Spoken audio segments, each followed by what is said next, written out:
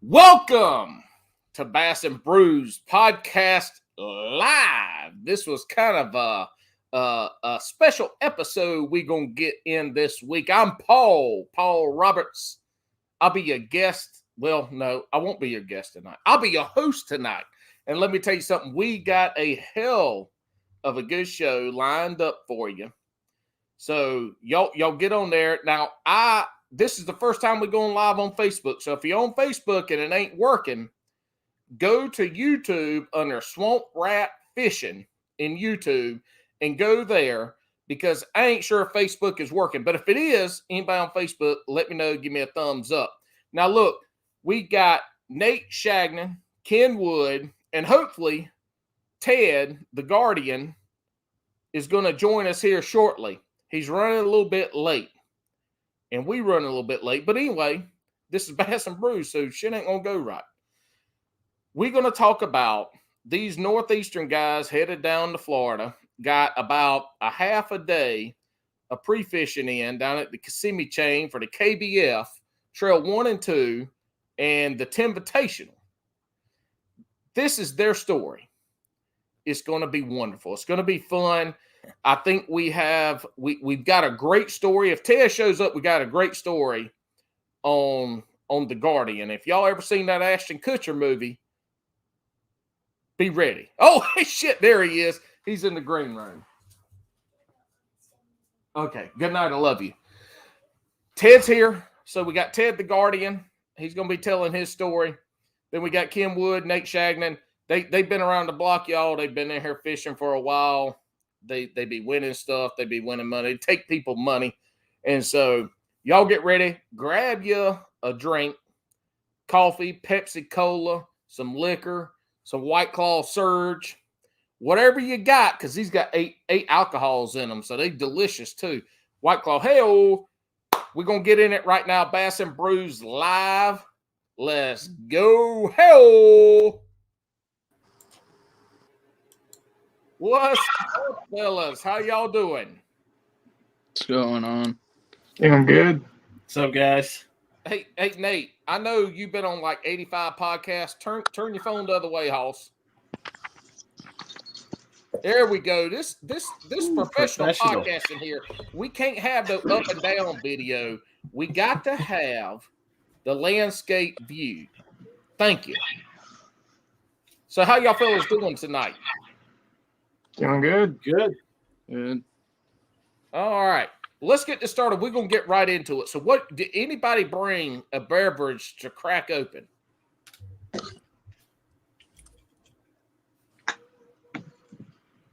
Uh-oh. Ted the Guardian's grabbing his water. A little apple juice for you. What you drinking tonight, Shags? Mountain Dew. Wonderful. I love a good Mountain Dew, man. That's some North Carolina stuff right there. What you drinking, Ted? My patented apple juice, man. The drink of champions. Hold on. You said patented apple juice? Yeah, I'm all about the apple juice, man. Anybody that knows me knows I carry a jug with me everywhere I go. So hold up. You said patented, though. Did you make your own apple juice? No, it's just my thing, my trademark kind of deal. Do you have diabetes yet? I'm on my way, Ken. I'm on my way. Working on it, one sip at a time. Is it your apple juice that you patented and trademarked, or is it somebody else's apple juice you claiming? It's Apple and Eve, so it's somebody else's, but I very much claim it, I would say. Okay, so all right, cool. Ken, what you got there, buddy? I got water. Or I guess I got a little Diet Coke here. I'm trying to drink water now, though. Well, you should. Water is good for digestion. It is good for not getting the cramps, and it's really healthy for you. Golden Corral's pretty good for digestion as well. Who is? Golden Corral. The term trademark.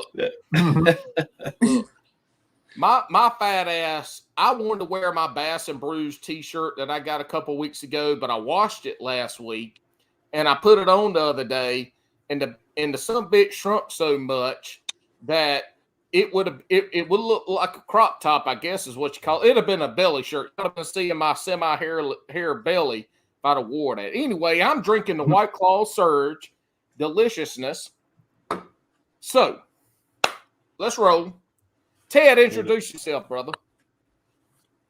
Ted Douglas. I'm pretty new to tournament fishing, really. I've kayak fished for years.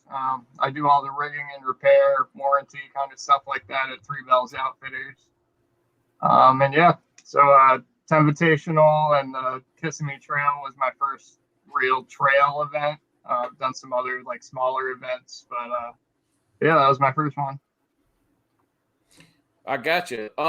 Where are you from? I'm from Niantic, Connecticut. Okay. Mm-hmm. How long you been fishing?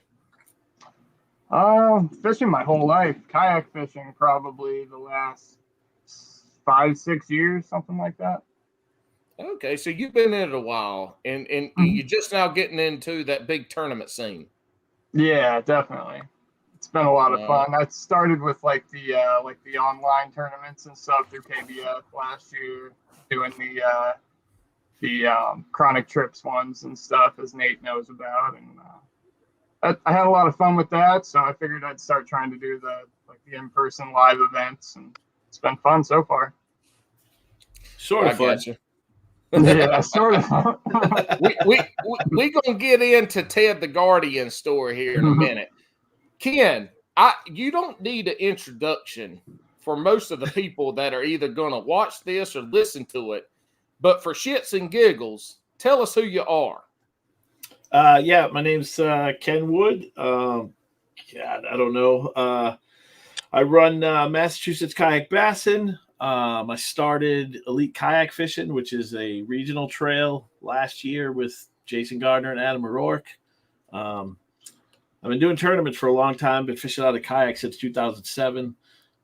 Started doing the national tournaments back in 2016, and just spend a lot of time fishing. Not in the winter. I take the winters off. I don't do that ice fishing stuff. See, that's what sucks. And you are. Well, oh shit! Go ahead, Nate. Damn, I can't cut you off like that. We just went to Florida in January. What do you mean you fish in the winter? I don't ice fish. I don't do that ice fishing thing. He was pretty clear about I don't do that winter fishing, and then he followed it up after the Matt Pangrak pause. If you listen to BTL, you know what I'm talking about. After the pause, he said the ice fishing. But that's crazy, man. Look, if I live somewhere where 3 to 5 months out the year, I couldn't put a boat in the water, I don't know what I do. I probably have 18 kids. That's all I got to say. Nate CHAGNON, what's up, dog? What's up? You are an OG to the Bass and Brews podcast. You've been on the live. You've been on before. You were one of Alex's first guests before I even came on to this debauchery. Yeah. So introduce yourself. Nate CHAGNON. I've been fishing tournaments for 4 years. I'm out of Taunton, Massachusetts. Yeah. That's about it. Oh, my word. You're going to be a man of short words today? Is this what this is going to be about? No. I don't know how to introduce myself, I guess. I don't know. If you listen to the first podcast, you know who I am. Well, Bo, we got a bunch of new listeners since then. I mean, they ain't nobody going back to listening to the first podcast. Anyway, we'll get into this more. They'll learn. Nate's going to loosen up here for soon. I'm pretty sure. I was here. Swamp Rat's going away as well. That was only like a couple of months ago. Right. You were the first one on the live. We were the first one we brought into the live show. But I can see it in Nate's eyes. He's going to loosen up here. All right. So y'all went down to, and y'all are all in the same area, right? The Connecticut area? Me and Ken are from Mass. All right. So Mass, Ted's from Connecticut. It's pretty much the same damn area because I'm down here in North Carolina. So y'all all from the same area. Y'all drove down to fish Kissimmee, Florida. And had a pretty damn good showing, and y'all didn't have a lot of time to pre-fish, right? Ted was there. You were there for like a week, right? Yeah, I flew down. Yeah, and borrowed yes. a kayak from Chad Hoover, thankfully. So Yeah, so he had a little different. We got down. What we leave Wednesday? No, we left Thursday morning, right? Wednesday morning. Wednesday morning. Yeah, we left Wednesday morning. Got down there Thursday afternoon. Hit the rental. Got some food, and then we pre-fished. We kind of pre-fished on Friday. We didn't really. Nate pre-fished. I didn't. Nate was dumb. He brought a chatterbait out. I brought out some baits that I didn't really think would perform well. There were 2 new baits that I've never fished before, and then a jig. So yeah, we kind of scouted. Nate was throwing that chatterbait though, and he caught a few. He got a good one, it's a funny story behind that one. He got it. Yeah. Ken, go ahead. What are you gonna say, Ken? No, I was gonna say he got a good one, and then I was mean to him about it. You can tell the story, Nate. I caught a good one, and there was somebody not far from me, another competitor, and he watched it. Thing jumped, 3 times on the way to the boat, drew his attention. I got it in, netted it, got it in the boat, and I hear, that's a nice one. That's over 20. And I just kind of looked at him and looked back down, and I called Ken and had a conversation with Ken, and I was like, I can't get a photo of this fish. And he was like looking at me. So after I hung up with Ken, I was like, hey, you mind taking a photo of this? And then Ken got really mad at that. I didn't get really mad. I was just like, I'm behind, like, I didn't realize how close you were to me. I was just like behind the set of reeds in this open pocket. And I hear Nate, he gets off the phone with me, and I hear him go, hey, dude, can you take a photo of this? And I'm like, no, man, like, no.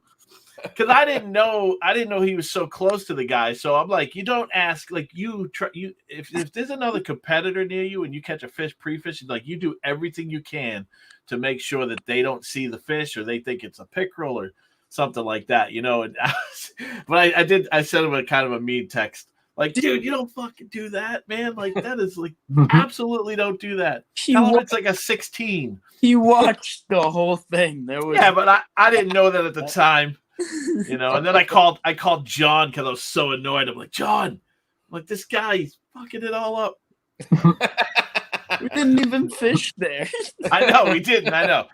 And we knew we weren't going to fish there because of the wind the next day, but still. But the thing is Cayman fished there.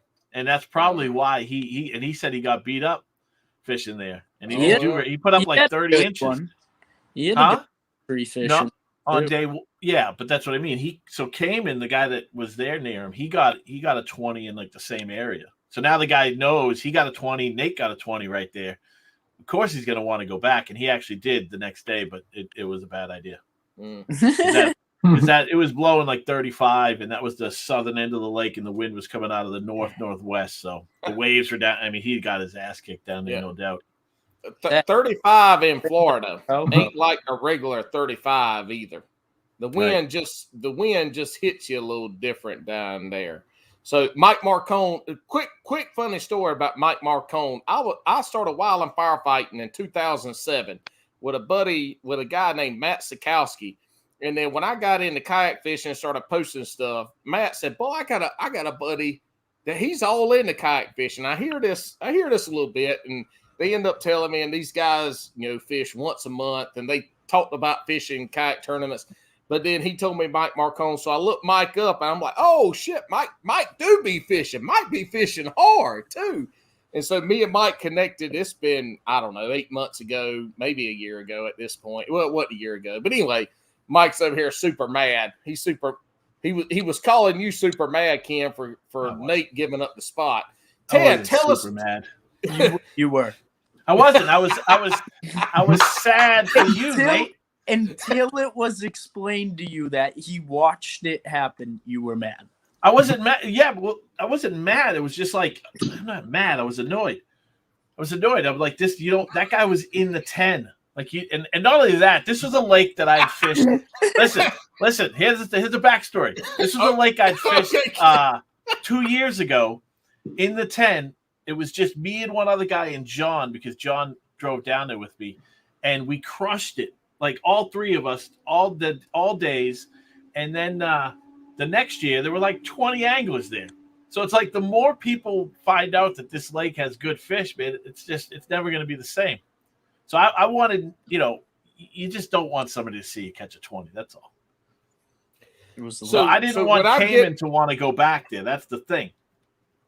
But if you knew they was going to get their ass beat up by the wind all day, you shouldn't have cared, though, right? You should be like, oh, man, y'all got to go down there. Nate only showed y'all 120, but I think he caught like 5 20s. I just didn't want the people on the lake. I was being selfish. So Ken was big mad. We got this out the way. He tried to skirt around all that, but he was big mad. All right, Ted, tell us, you went down a week early. You borrowed a kayak. Now, there's been some folks that have borrowed kayaks in the past that have done really good. So tell us about what your pre-fishing was like and what you found.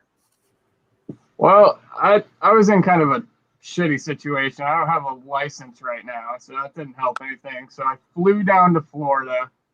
I got an Airbnb right on Lake Toho because I'm totally new to this Florida thing, so I didn't know where to go. And by the time everybody had told me the couple lakes I should be fishing on, I already had the Airbnb on Toho. So I was pretty limited on where I could go. Even on Toho, I was limited to a pretty small section of the lake. And it didn't go great for me. The pre-fishing was all right. I didn't really find many bass or anything. The cold front had kind of shut everything down, especially on that lake. It's really shallow, and the wind had turned over all the water, so temperatures were pretty low. Got out there pretty early a couple days, stayed pretty late a couple days, didn't have any trouble really, except for I had to launch on a canal. So I'm going down this big canal, and then I got to fight through probably about 80, 100 yards of weeds just to get into the lake. But that was the real tough part, just getting in there. So come tournament day, Saturday, like they were saying, the wind was crazy. It's probably like 35 miles an hour, probably even higher with gusts and stuff. It wasn't too bad when I got out there, though. So I got out in the open water. I'm fishing, throwing a chatterbait and a couple other things.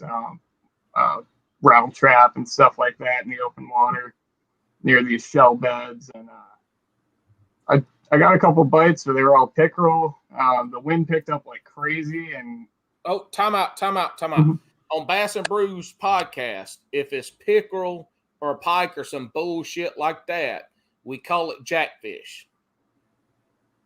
Okay. Got a lot of jackfish.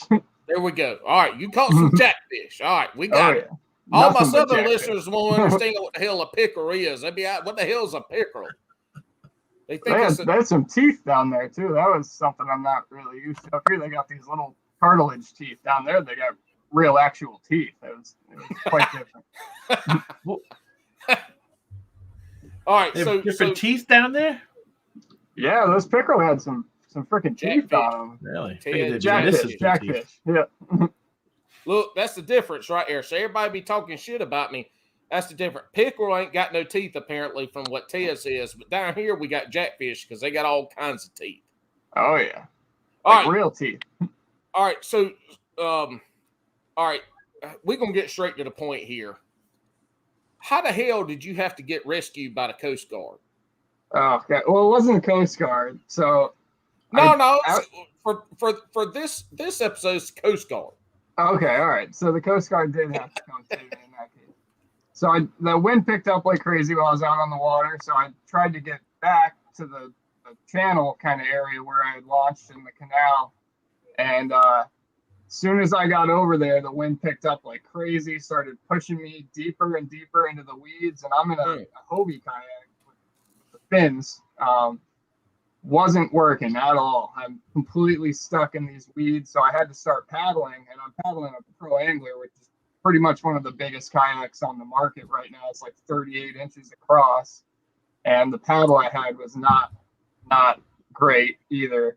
So I'm paddling as hard as I can. The wind is just killing me, just pushing me deeper and deeper and deeper into the weeds. Couldn't get out. I'm like exhausted. So I start trying all this crazy shit to try to get out of the weeds. I'm like, I got an anchor with me. So I'm like throwing the anchor and trying to like pull myself back out of this shit. And That's I had a a good push idea. pole. Yeah, well, I was trying anything. I was at Look, lost. That's some redneck shit right there. Yeah. I will go Oh, ahead yeah. and tell y'all. That's the kind of shit I expect to see in Florida. Is some redneck shit like that. Ted, you just need to move on down here, buddy. Move on I down felt to right the at south. home. You already fit in. I mean, you got the stash. What kind of toboggan is that? Toboggan. My hat? No, that's a toboggan. What is it? Carhartt.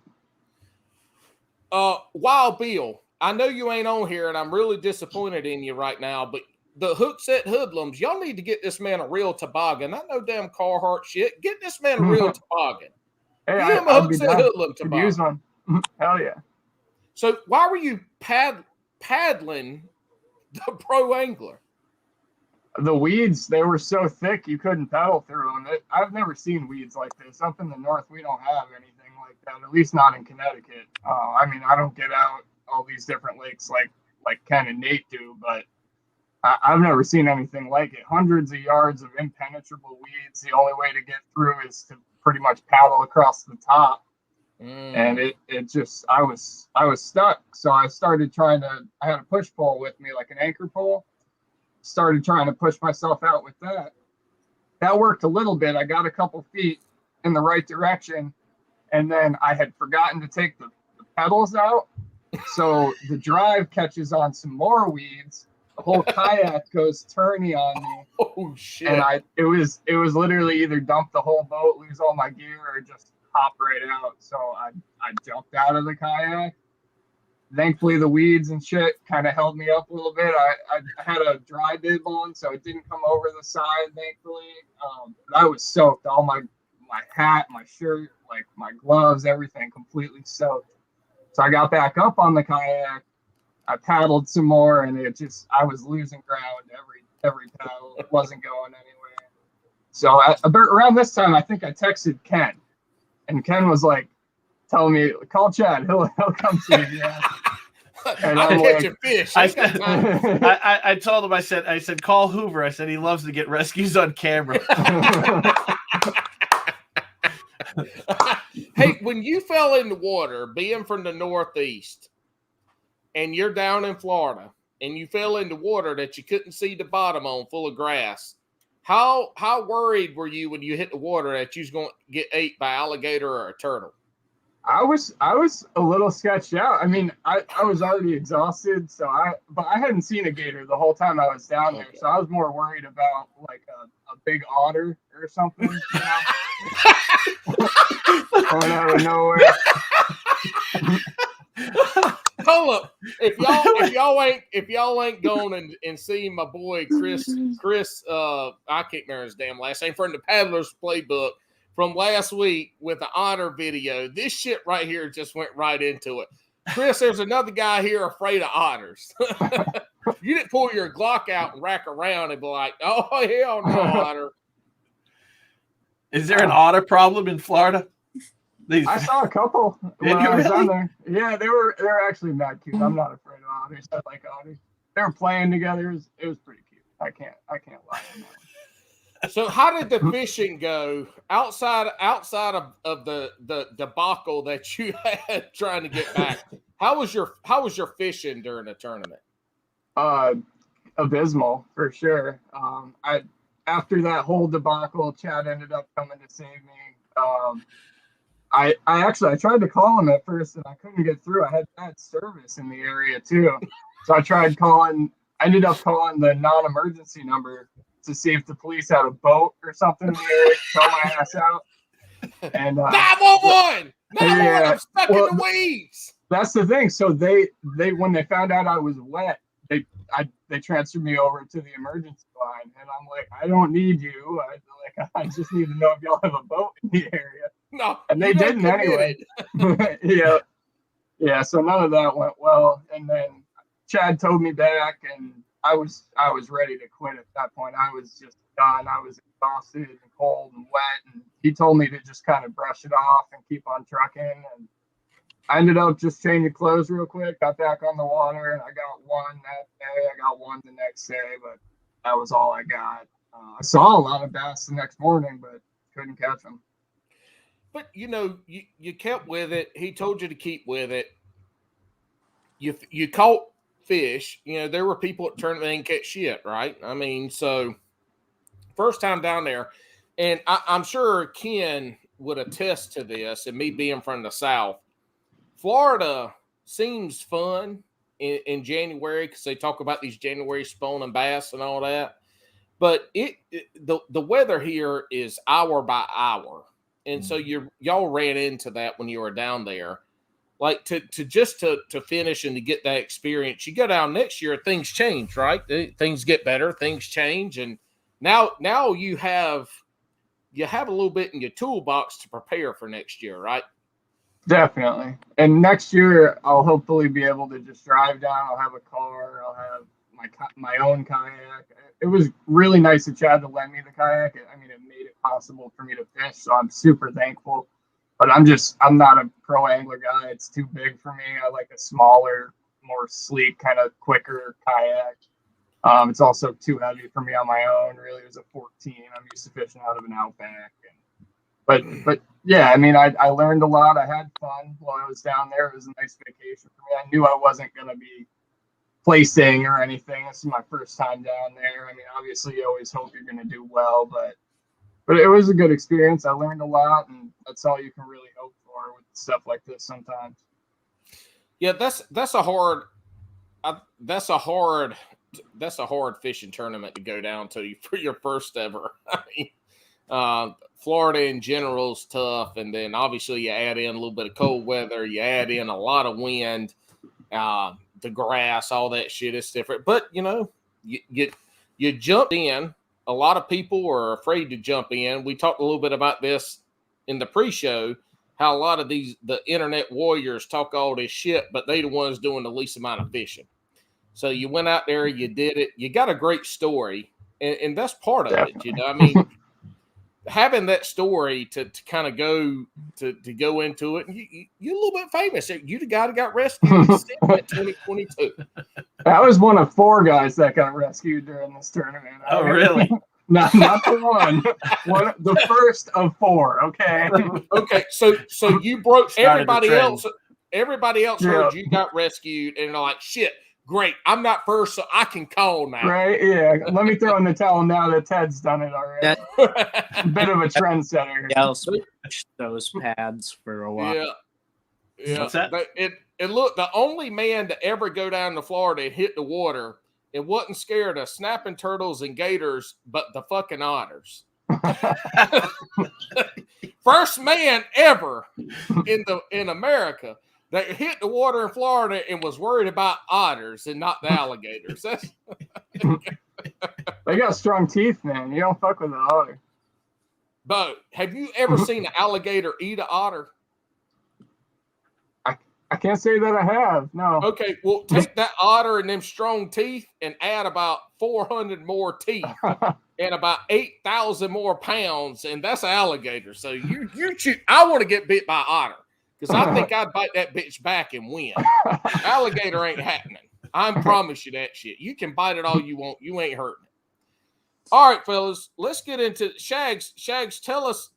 You didn't get to pre-fish much, so kind of just run through that. I know you looked around, and I know you and Ken were kind of together during all this. So y'all just kind of go through your pre-fishing and all that shit. Any funny stories you got lead into that first day. Y'all run with that together. So we got to the lake Friday, and we kind of just went to a part of the lake neither of us were familiar with, and looked around. Obviously, like we said before, I got a good one. Kind of ran up to where I was gonna fish day one and just kind of checked it out from a distance, like didn't really go in there, but then yeah, that was basically how our pre-fishing went. It wasn't very cool. I think I caught 2, and shook one off. And then, then Ken had to pick up his terminal tackle. Yeah, I forgot about that one. Yeah. Goddamn, rigging up that night at the rental, and I don't know how I did it. I kicked it. It was like sitting on top of. How did I even do it? It was sitting on top of my crate. I kicked it. I don't know how I did it. And of course, it was open, so all over the floor, everything. Dude, and then Nate laughs at me and films me, but doesn't help me pick it all up. To be fair, I know we got the film. I was on with Paul and Steve on the phone while you were picking up, so I couldn't really do much. Look, he wasn't going to do anything. Yeah, either way. Film it to show, look at this motherfucker. But so y'all didn't have any pre-fishing time. What did y'all do? Experienced tournament anglers in the country, you're northeast, but you come down south, you go to the Midwest, all this stuff. What did y'all do to prepare, knowing that you were going to come down there with not a lot of pre-fishing? I know, Ken, you've got some experience on this lake, right. And I think Shags, either you have a little bit or none, but how did y'all prepare for that? My dad lives in Florida, so I've never fished there, but I've fished a lot around Florida. So I kind of just went down with the mindset that I was going to fish it the same way I fish his side of Florida. Yeah, I've fished that lake twice now, the past 2 years. And so last year, so the first year it was, we just winged it. We went down there and we didn't do well. I was with John Ferreira, and we fished the Tenvitational at Lake Jackson, and we didn't do very well. So for the 10, I was in the 10 that year, and I was like, I just picked this lake. I like to do that. I like to pick random places and just, let's go here, right? No pre-fishing. And it was starting out to be like a terrible day. Like John had caught an 18 early. I caught a 14. And then like by 11 o'clock, that's all I had, a 14-incher. And then I came upon some spots, and within like 20 minutes, I was in first place. And ended up winning that first day. And then I ended up second overall for that year. So I had that spot, or those couple of spots for last year. And then like I said, last year, people had figured out where I fished, and there was 20 people there. So I had kind of a bad tournament there last year. I was really annoyed that all these people showed up, and they they all went to that one spot. And I had a slower kayak, and I was like, whatever. So, but I ended up finding some more spots on the lake. So this year, that's what we kind of utilized. Like I gave Nate some spots, and then I went to that one key area. I found a different launch that was closer, so I could beat everybody. And and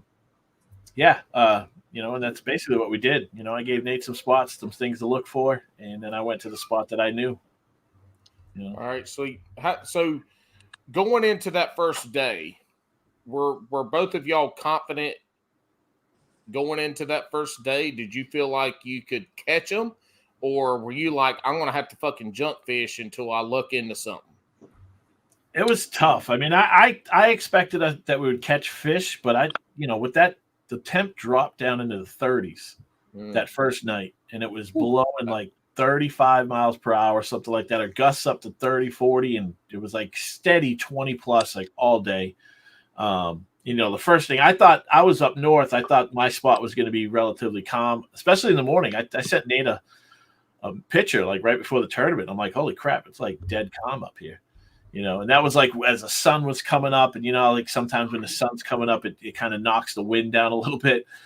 And then as soon as the tournament started, I mean, it was blowing like crazy. And it was blowing directly at my spot. So I think it just blew all the fish out.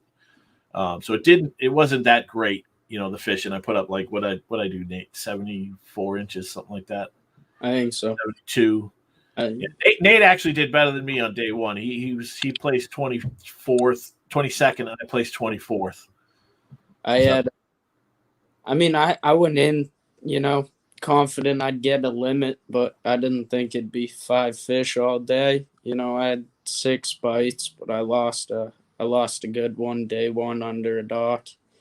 And yeah, I only got 5 bites, but I went into a spot in the afternoon. I went into like kind of the last spot that I figured I'd run.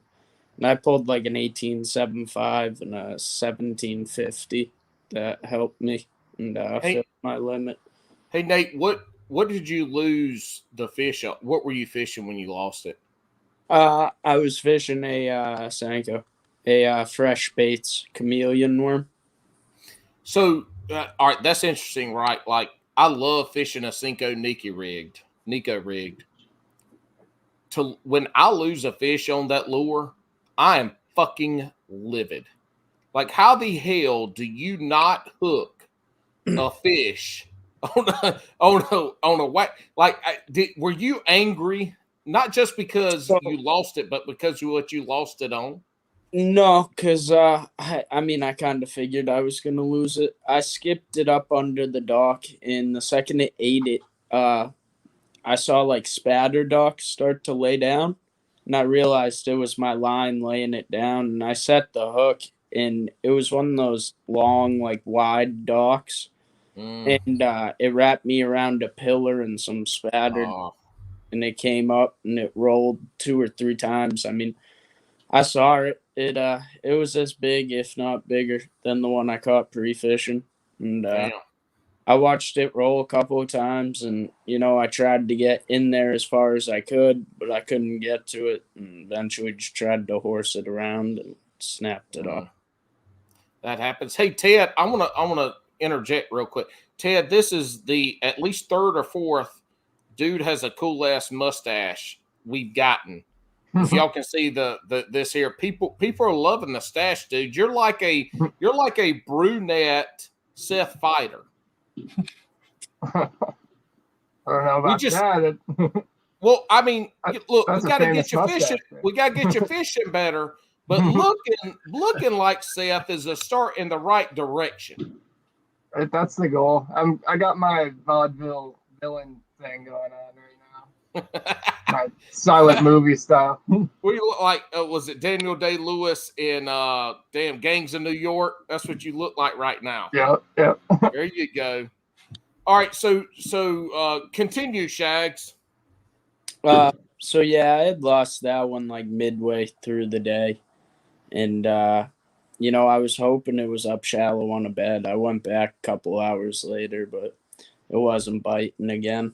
So that's when I actually ran to a new spot, ran like a 15-minute run down the lake, and came into that spot in the afternoon where I got 2 good ones. And so for anybody listening that's not in a kayak, a 15-minute run down the lake is like a 2-hour run in a bass boat. Just FYI. Took a lot. He went about a quarter of a mile. So, hey. All right. So in the end of the day, y'all get back. The Guardian got rescued. Ken and Nate had caught some fish. Y'all get back to the house that night. What goes on? Because now this is something you don't hear a lot of folks talk about on these podcasts on tournament recaps and shit.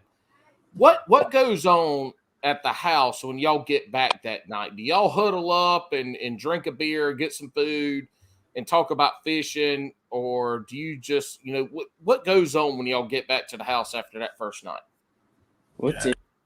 Yeah, we usually get some food. We got food, right? We went back to. Is that when we went for the alligator bites? I think we did. Yeah. Yeah, we went to what the hell was that place? Cherry Pocket on Lake Pierce. Mm-hmm. That's pretty good. Yeah, we didn't do much. We got some food. It's a little different when it's a lot of people. It's a lot more goofing off and stuff. But yeah, we got back. Did you do the podcast that night? No, I did it after pre-fishing, and then I did it after day 2. Yeah, so we just kind of went back, and I think we probably just went to bed, right? I think so. What podcast did Nate do? What podcast was that? That was Steve-O's, Scuba Steve's. I don't know what's he call it. Bass Boobs and After Hours or something like that. I don't know. He's not on, so we can talk all the shit about Scuba Steve that we want right now. He's the Jolly Bald Giant. Is that where I get the Bass Boobs thing from? That's not the real name, but that's what the fuck I'm calling it tonight. Have you listened to the latest episode of The Breakdown, Paul? No, I have not, because Nate, I just downloaded it earlier today when you told me about it, so I have not listened to it. No. So I was trying to remember the name of this podcast, and I could have sworn it was Bass Boobs and beer. Or I couldn't remember. we went on for so long with me trying to remember this stupid name, and it was wrong the whole time. It was only 2 words. I was like, I could have sworn it was 3. No. Well, it's Bass and Brews podcast, so it is 4. It's 4, but the and don't count in the South. Yeah, I thought it was boobs. I don't know why. Look, if it was boobs, I would be shirtless on every episode, I promise. Because it's the only boobs you'd ever see on this was mine.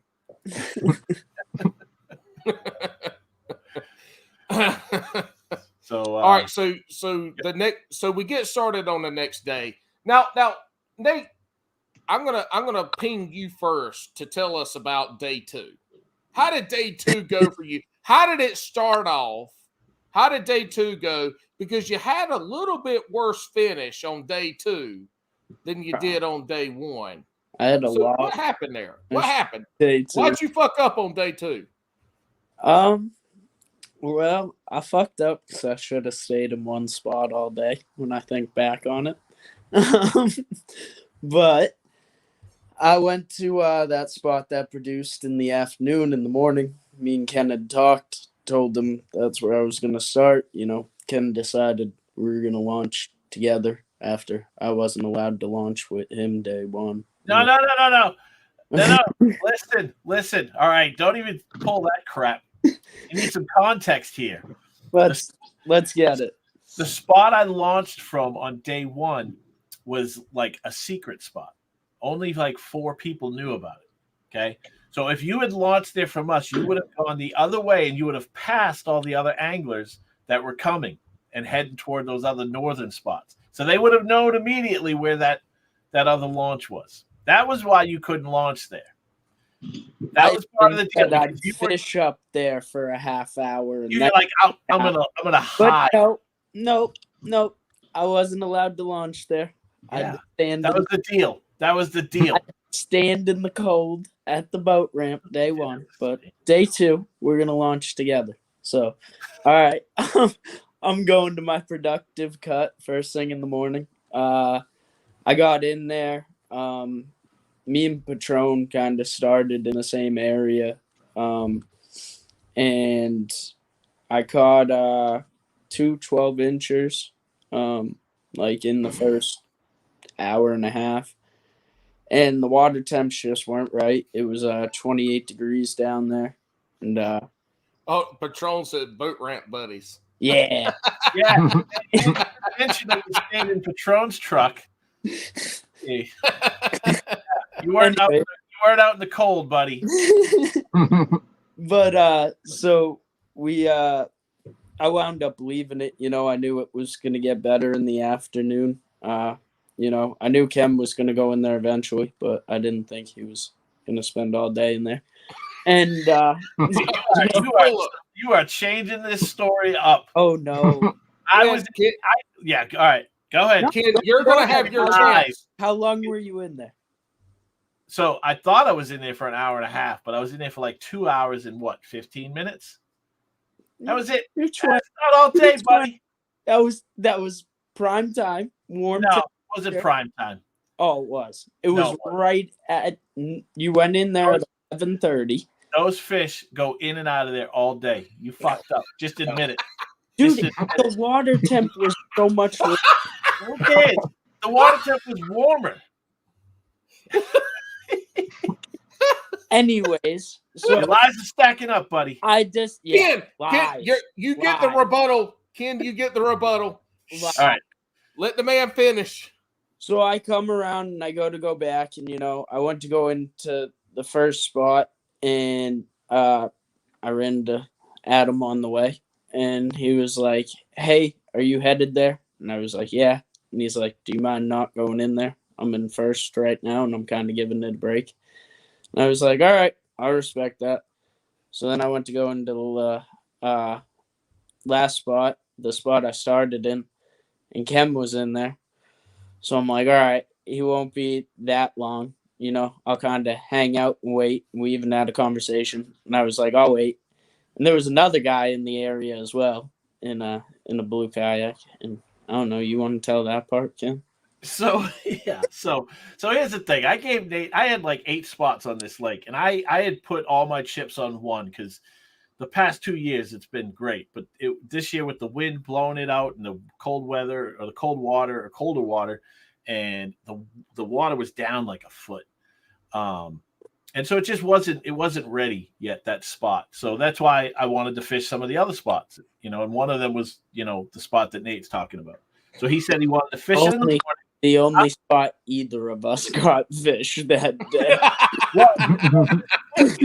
Here's the thing, though. I went into that other spot and I had a bite. I didn't know it was Patron's spot at the time. You know what I mean? And I got a fish. You know what I mean? And they were fishing there. Ken, yeah. You went in on Adam's spot and Nate's spot. I didn't know these were my spots. By the way, they're all the spots that I got fishing in previous years. Okay, all right. This man going back for the last 15 years. All these dots are my dots. You motherfuckers stay out. Yeah, I'm saying my docks, like as in where I fished before. But these dudes were not around. Here's the thing. Patron, I didn't see Patron when I went into that other spot. Nate was nowhere around when I went into those spots. I fished them all. I fished one in succession. What? I said I passed you running the bank towards Patron's. That is garbage. Why didn't you say a word to me? What am I gonna say? Oh, hi, Ken. Yeah. Bro, you talk nonstop. You talk nonstop out here. You weren't gonna say a word to me. No, you were fishing the bank. I was making a run. There's no way. You didn't pass me. I don't believe it. Look. This is the only one. All right, then why didn't you say hi? You're an asshole. Nate is an asshole. Look, Nate is an asshole. Hold on. What happened in Alabama when I tried to say hi to you and ask you to that was a photo of me with a fish? I told you to go screw yourself. That's why I didn't say hi at the tournament. That was totally different. I was in a great mood this time. Nate is an asshole because this summer, me and another guy here at local in North Carolina joined in the KBBBT, and we fished against Brundle and Conant. And I posted on that Friday night or whatever, we fished it, and Nate Shadden comes in, and I don't know if he'd been drinking too much Mountain Dew that night or what. But he was like, y'all gonna get y'all's asses kicked, blah, blah, blah, blah, blah. Look, Wild Bill spanked his ass that night. He's like, boy, don't be talking shit like that. And we came within 30 minutes of them catching a kicker fish of us beating us, and my partner lost a 20-incher that we'd have won it. But anyway, Nate was an asshole that night on Friday. Bill had to come in and spank his pee-pee. To be fair, Paul reached out and he said, I got some of your Northeast boys. And I said, oh yeah, who? And he said, who? And I replied with, haha, you're fucked. Yeah, it was a joke. It was a joke. And then Bill got really mad at me and said I tore him down. And I just rebutted with, they won it last year, and they wound up winning it this year too. Just saying, congrats to them. But I mean, they're good. They're good, especially when they're on a team together. They're good. So especially that time of year too. It was June-ish. It was early June, so that shit was right up in y'all's neck of the woods too. Yeah, I didn't want to lie to you, Paul. I knew they were going to win. That's okay. We came close. I'm a winner. I like to win. We lost the shit out of it, but that's okay. All we're getting at, Ken, I'm agreeing with you. Nate was an asshole. I agree. Yes. So I didn't see anybody when I went down that way. And I ended up going into that one spot, and it is like it is the best spot down there. Out of all the spots I gave him, it is the best spot. And I started catching fish. And so I stayed in there. At one point, I was in 7th place. So I stayed in there. And then Nate was creeping. He's just like hanging out outside, looking like he was going to rape me or something. You know, just looking all suspicious. And here's the funny part. So I go to start leaving because I'd been in there for, at that point, what? Maybe that was probably when you were in there for an hour and a half. Yeah. So I go to start leaving, and I see this guy in a blue kayak. He's got a bow-mounted trolling motor, and I'm like, and he's hanging out, and I'm like, okay, he's trying to get in. So I hung out. I just kept fishing a little bit, and because that guy was sitting there, I was heading straight out. I was gone, and he was sitting there. So I started fishing right where I'm at, and I banged like a 17.25. And now I'm like, God, I don't want to leave. So I go out a little further, cast, I hook a weed, I go out beyond that, get the lure out, and then I start fan casting out kind of at the mouth of this pocket. And that guy's down the shoreline, he sees me, and he spins his kayak around, he starts heading straight back. So I go back in, and then I message Nate, I'm like, dude, if you want this spot, you got to come and get it, because there's a dude out here waiting. And I went back and I started fishing again. And it turns out Nate was right there as well. And I'd been seeing only Peter said, hey. Yeah, I'd been seeing both of these guys, and I thought, because they both had the same colored kayak, and when I saw the dude with the bow-mounted trolling motor, I just assumed every time I saw Nate that it was the same dude. So I stayed in there longer than I intended, but it worked out well because I caught that 17. Yeah. And then had I not left, like Nate went in and caught a 17, and that would have put me up into like 5th place overall. Got a 17.5. Yeah. I will say this. Both of y'all fucked me on my fantasy fishing team, because if Nate hadn't caught that damn fish and let Ken stay in there, or if Ken hadn't gone in there and fucked Nate shit up, I would have won a lot more points. So we're gonna have to work this point shaving shit out where we ain't fighting over these things like this now. I can't be losing fantasy fishing. We're taking separate cars to Murray. Yeah. Yep. How was it? So y'all rode together. So at the end of the day, how was the car ride back from the ramp to the house? Nate and I were quiet to the awards. See, here's the thing. So Nate, when I let Nate back into that spot, and I left, Nate, we were cool, man. Like, everything was cool. But then Nate gets back to the ramp, and he is just pissed. You could tell. You could tell just by the way he was paddling or coming into the ramp. He was just mad. And, I don't know what happened. He had a conversation with one of his buddies, and they started getting riled up, and they thought I stole his spot. Oh shit! Even though we made a deal in the morning. Let's tell them about the deal. We skipped that part. Hold on. You also said Nate was cool when he took the spot over. When you called me to say come in, I answered and said, "How fucking long are you gonna be in there?" It didn't really come off as cool. That was kind of get the fuck out. No, you didn't say that. I texted you and I said, did you go down south? Because that's what you said. You said you were going to go down south. Remember so you said you wanted that spot in the morning, then you were going to go down south. You did not say. I said I might go down south. You said you were going to go down south. By the way, do you know how far away that ramp was? That spot, 1.3 miles. Yeah, you had 3 hours. How long? A half-hour run. And I started to make that, and people were like, "Yeah, it's way colder down there." Yeah, Cody Henley. You know how cold the water was where he was. Congratulations, he was on a different. 40. Yeah, he was on a different lake, but the water temps were in the 40s, which is what they said that it was down south. Okay, that whole lake could have been set up different. That whole lake could have been 40s. Could have, but you don't know. You could have gone south and crushed it and won. Yeah, probably not. Instead of just staying back up there. How do people do down? I don't know who fished down there. All I heard was Nate found the only spot y'all caught fish. It wasn't. He didn't find anything. I fished day one. Huh? I said it wasn't found, but I fished it day one alone, and it was nice. But I didn't take it from you. I asked. I told you. Like I said earlier, I knew you'd be in there. I did not know you were going to be in there for that long. Well, I was catching fish. And I was only in there for 2 hours out of an 8-hour tournament. Oh, and it was longer than it was like 2:20. It was 2 hours, 22 minutes, and 38 seconds. Hold up. That's what Nate told me earlier today. Earlier today, he might be scared to say it now, but earlier today, he was down to the seconds. Yeah. Let's see. Where am I at here? I took Your first fish was 11:30. Oh, shit. Let's bring up the angler out. I do. I got it. 11:34, right? Yeah, and then I got this picture of that crazy chick burning all her trash. That was at Whoa, show that picture. Hold on, time out. Sidetrack. Show the picture of the crazy girl.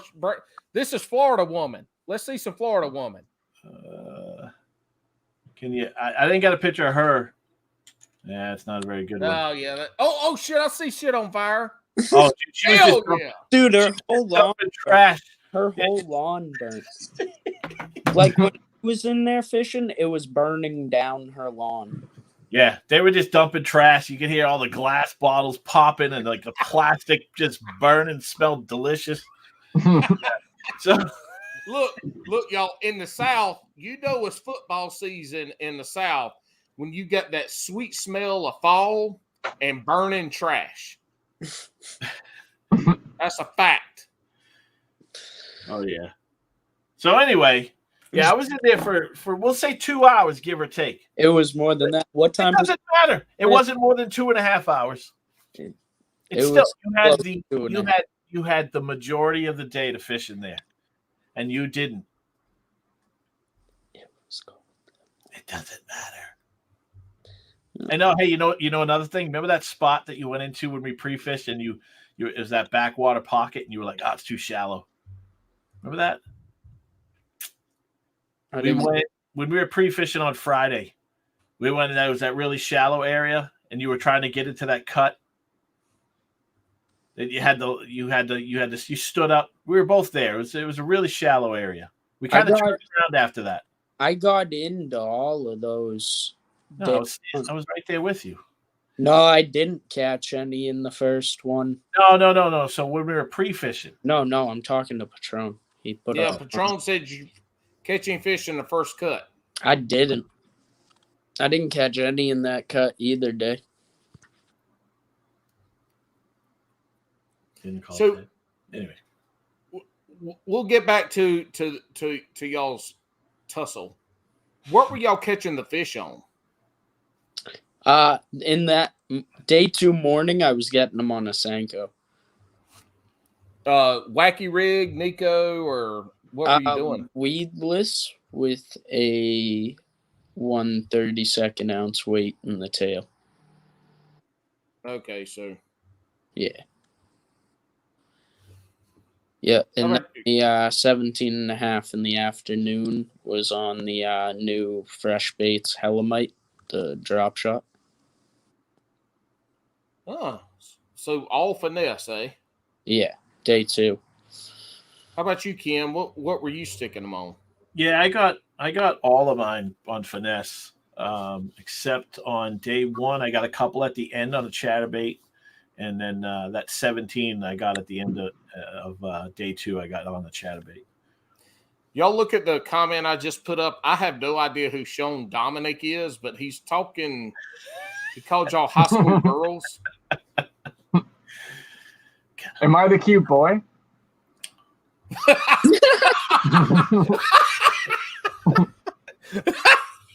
This man ain't said shit for the last 20 minutes, and then he drops a dime. Ted, I like you, Ted. You're coming back on Bass and Bros at some point.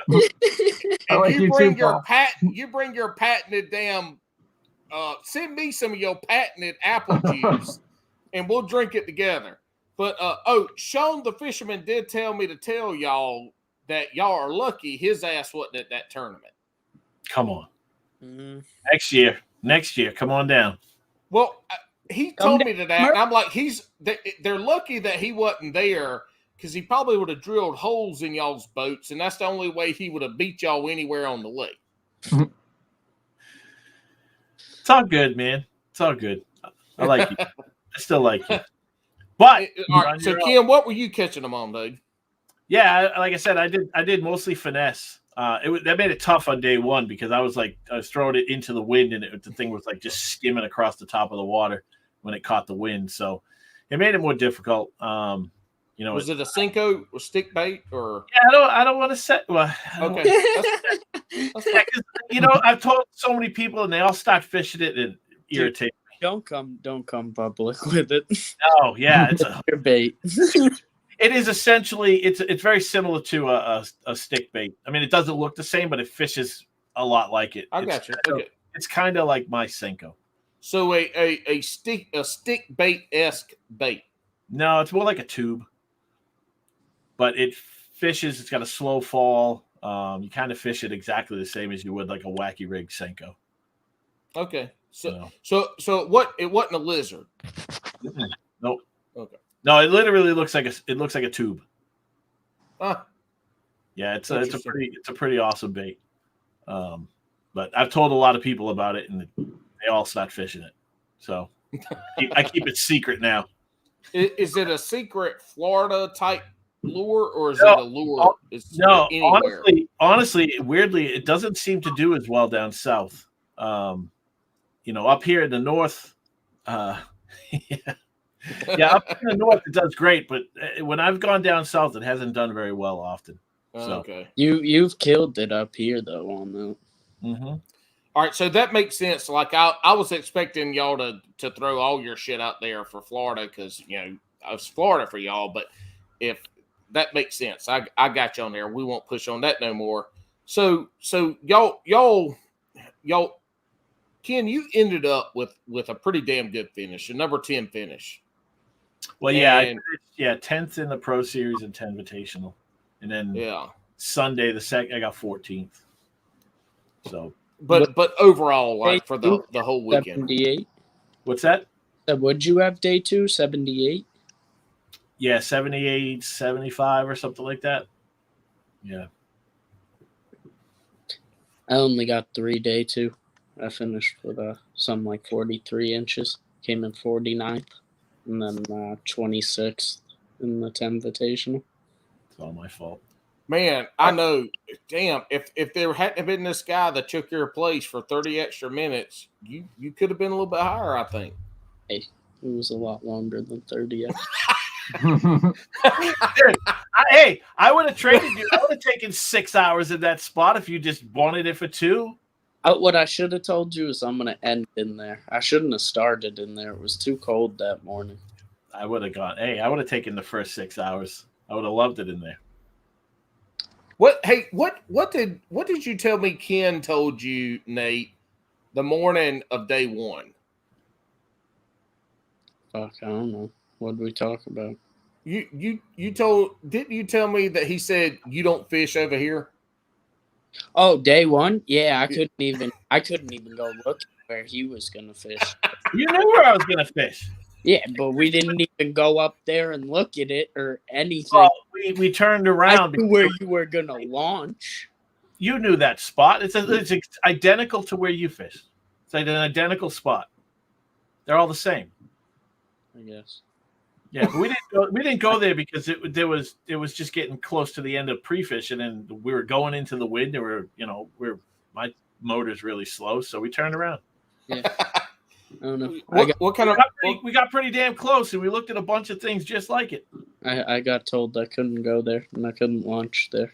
So that's part of the deal. We made it. Look, when you go down as the co-pilot, you get told what the fuck to do. No, we made a deal. There was one spot that I just didn't want. I wanted for myself. One spot. And he could have done the same thing. If he had said, I want that spot all day, I wouldn't have fished it.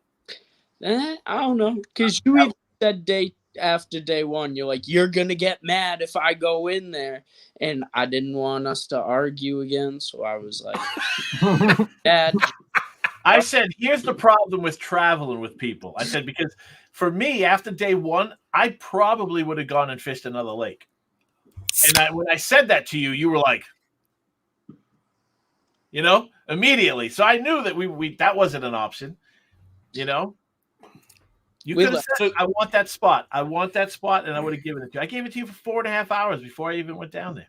We learned. We're just taking separate cars to Murray. Look, that's funny though. Y'all need to take notes from Brundle and Conant, because I'm pretty sure last year, I don't know if it was last year's video or the year before's, but last year I watched a video where Brundle was talking about him and the guy he rode down, which I'm assuming was Conant at the time, getting dropped off at like 2 o'clock in the morning at a boat ramp with nothing but the kayak, having to sit there and wait. Oh, I got off at 4 a.m. with nobody around, you know, just in a kayak. Bro, you should have worn more than your pajama pants. I did. I actually that day I had the sweatpants on and I had my bibs on. I'll put some fat on your bones. Oh Lord, I know he needs some fat. Look, if you need some fat, let's figure out how for me to give it to you, because I got at least 40 to 60 pounds I could give you, Nate. But you probably gonna have to get into a Hobie PA if I give you that many, because it's a lot. I could definitely use it. So y'all get done fishing. It's a quiet ride back to the LinkedIn or whatever y'all were doing. How does getting back to the house after that second day? Did y'all stay a night, or did y'all get back to the house, load your shit up, and go? Like what's it like at the end of the tournament when you get back to the house? Tournament's over, you know what you did. What's it like hanging out then? We had worked it out after the awards, so it was fine. We went back and we ate some food. Yeah. I wasn't talking about y'all's tiff. I figured that shit was long gone by the time y'all got to the house. I'm just saying in general, when for new folks thinking about going and do these national tournaments and traveling, the fishing part is what everybody talks about. And I think what gets left out in a lot of these conversations are, damn, Nate was like, I'm gone. He got caught in too many lies. So Nate was like, I'm here to talk about fishing, and we start talking about all the stuff that we do between the fishing, I'm out. But so, and you can answer this. You get these. What's it like the off hours of fishing with the community, with the other anglers you're around, with all that stuff that's going on? That's the camaraderie part of what we do, and that's where a lot of your other Ted. That's where Ted comes in, and Ted just sits there and listens to the folks that have been there talk fishing. Are y'all talking fishing? Are you shooting the shit? Like, what's it look like in that off time after the tournament's over and everybody's kind of open, laid back? You know what you did. Like, there's no secrets at this point. Yeah, I mean, it's a lot of fun. It really is. I mean, especially with us up here, we bust each other's balls all the time. We're tired too, because it's what people don't realize is when you're doing the tournament side of things, it is what was that? What's going on? Is that Nate? He's getting set back up. So top now. What's that? Oh, he switched over to the laptop. Oh, I got you. But it's tiring. It's a lot of work. You know what I mean? You get up early. I mean, the kayaks are heavy. You're lugging them around, all the gear and everything. But just being out in the water. I mean, even though a lot of us are just sitting down, some guys have motors, but you're sitting down, standing up, sitting down, standing up. Some are pedaling, but you're casting 1,000 times, however many times it is. So by the end of the day, you're beat, So you just go back and relax, shoot the shit. We probably spend a lot of too much time, going to Walmart and going out to eat. And we get back to the house, it's like 8, 9 o'clock. By then we got to rig our gear and all that crap for the next day, and we get to bed at like 11. But I think it was where the hell did we go? Like East West Harbor the last time. It was me, Joe.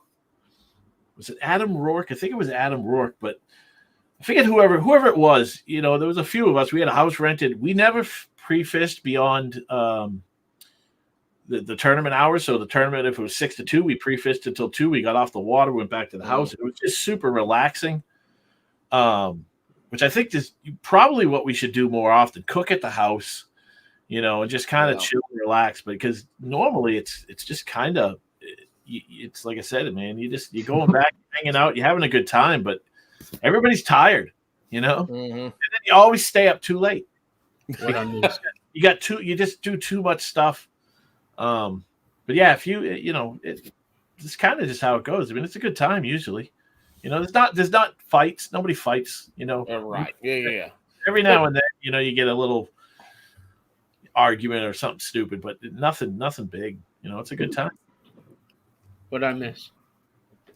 We were talking about when, like, after either after day one or after the tournament, you get back to the house and you unwind and that camaraderie and how you talk to each other. You talking fishing or you shooting shit. You got somebody like Ted that's staying with you, and they're trying to soak up all the information and knowledge and how to act at a tournament. That's what we were talking about. How that was like after day 2 for y'all there before you left. I'd say like usually after day 1, it's a lot like quieter. You're tired, but now that it's 2-day tournaments, you realize you got a second day. So I'd say you don't really, talk as much, but after day 2, you kind of come home and yeah, it's hard to relax. You talk amongst yourselves for a while. I heard Ken saying, we always stay up way later than we mean to. We get back to that Airbnb and we're like, all right, 9:00, we're out. It's like 11:30. We're still sitting at the kitchen table talking. Yep. Yeah, and it's worse that second night because you fished all day. You got up early that morning and you fished all day, and then you're like, I'm going to bed early tonight. And then you don't go to bed early. It stays even harder. Yeah. So are y'all's conversations centering around fishing and not necessarily that lake or that day or that weekend, but are the conversations kind of around fishing?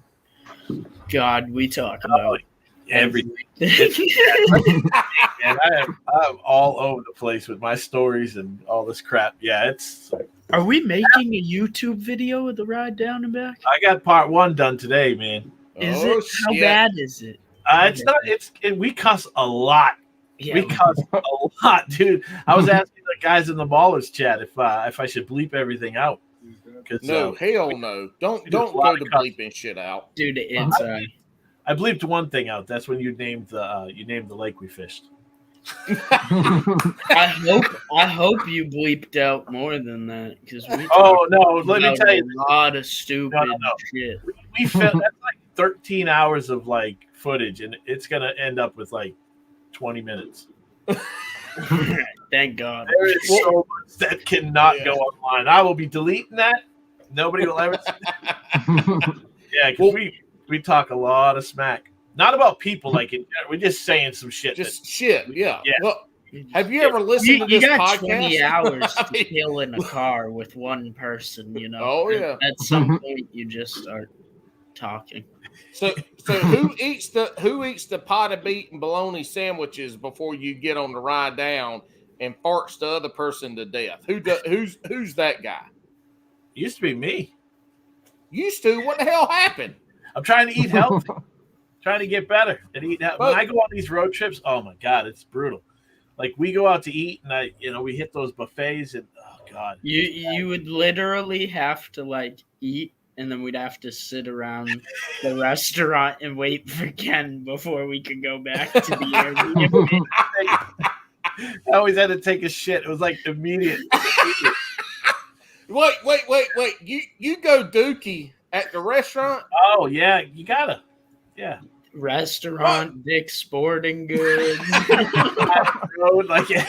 doesn't.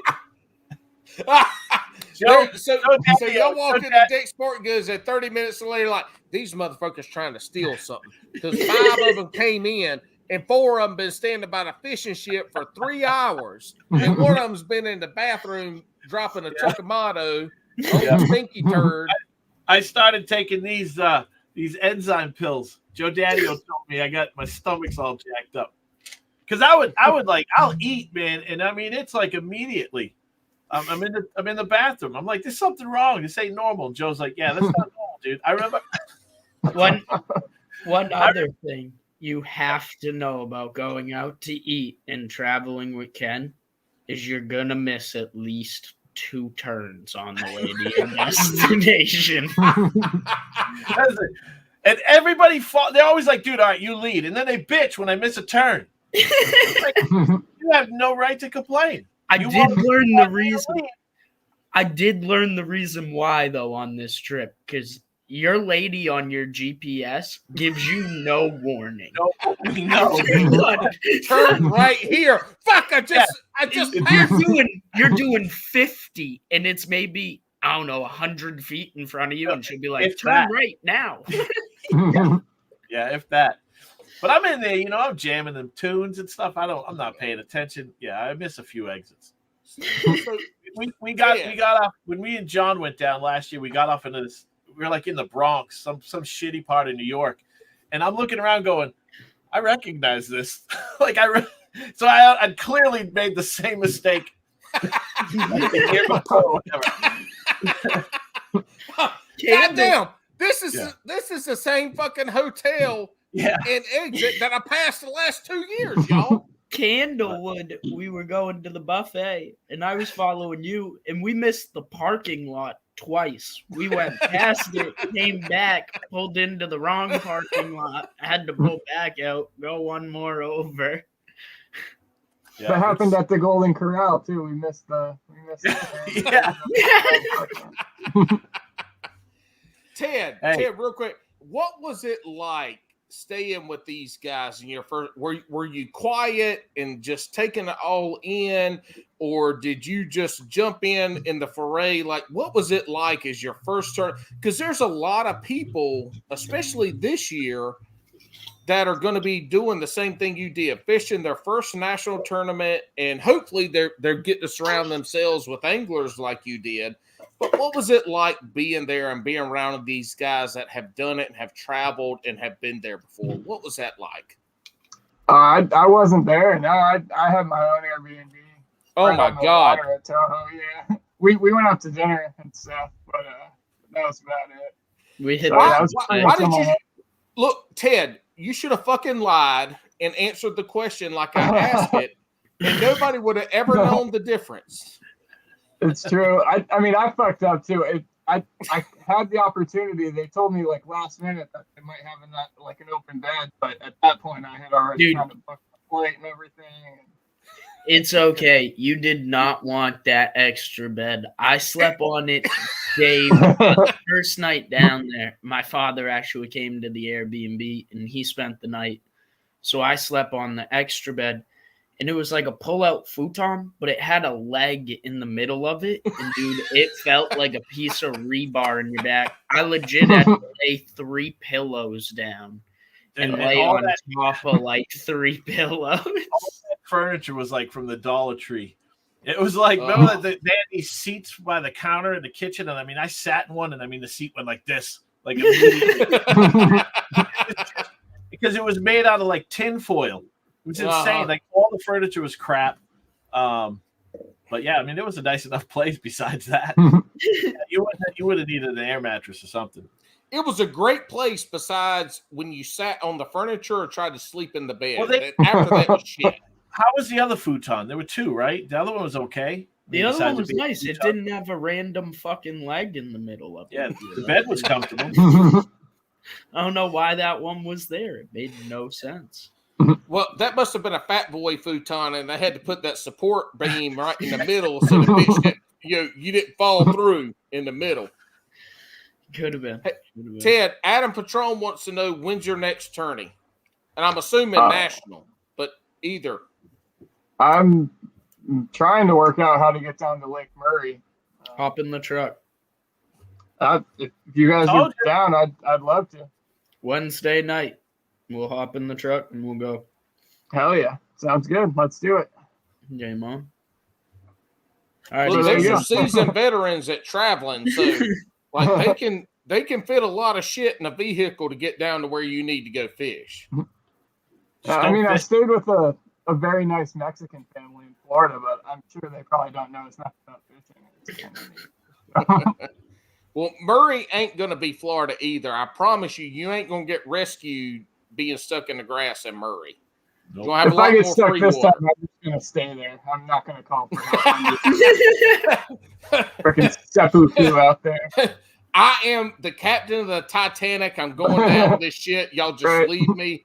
I'm done. Ken, you're leaving Wednesday night too. Yeah, I think Joe wants to as well, so we'll all shoot down together. You know, Hell I was rocking yeah. this nice koozie, but I don't know. I might have to turn it around. I'm colorblind. You need to put it closer to the camera. Oh, the first one was Hookset Hoodlums. Oh, what? Oh, I just whoa. turned it around. I don't have a koozie with hooks at Hull and koozie like that. Bill, if you're still on this feed, you need to fix that shit. And also, Bill, since you're here right now, own a sticker. no. Bill, all also, if you're on here, Ted is wearing a Carhartt toboggan tonight. And I know y'all just got a new shipment in. We need to fix this shit right here. Y'all got a northeastern boy up there not wearing hooks at hoodlum stuff. Y'all need to fix this now. Come on, Bill. Shit.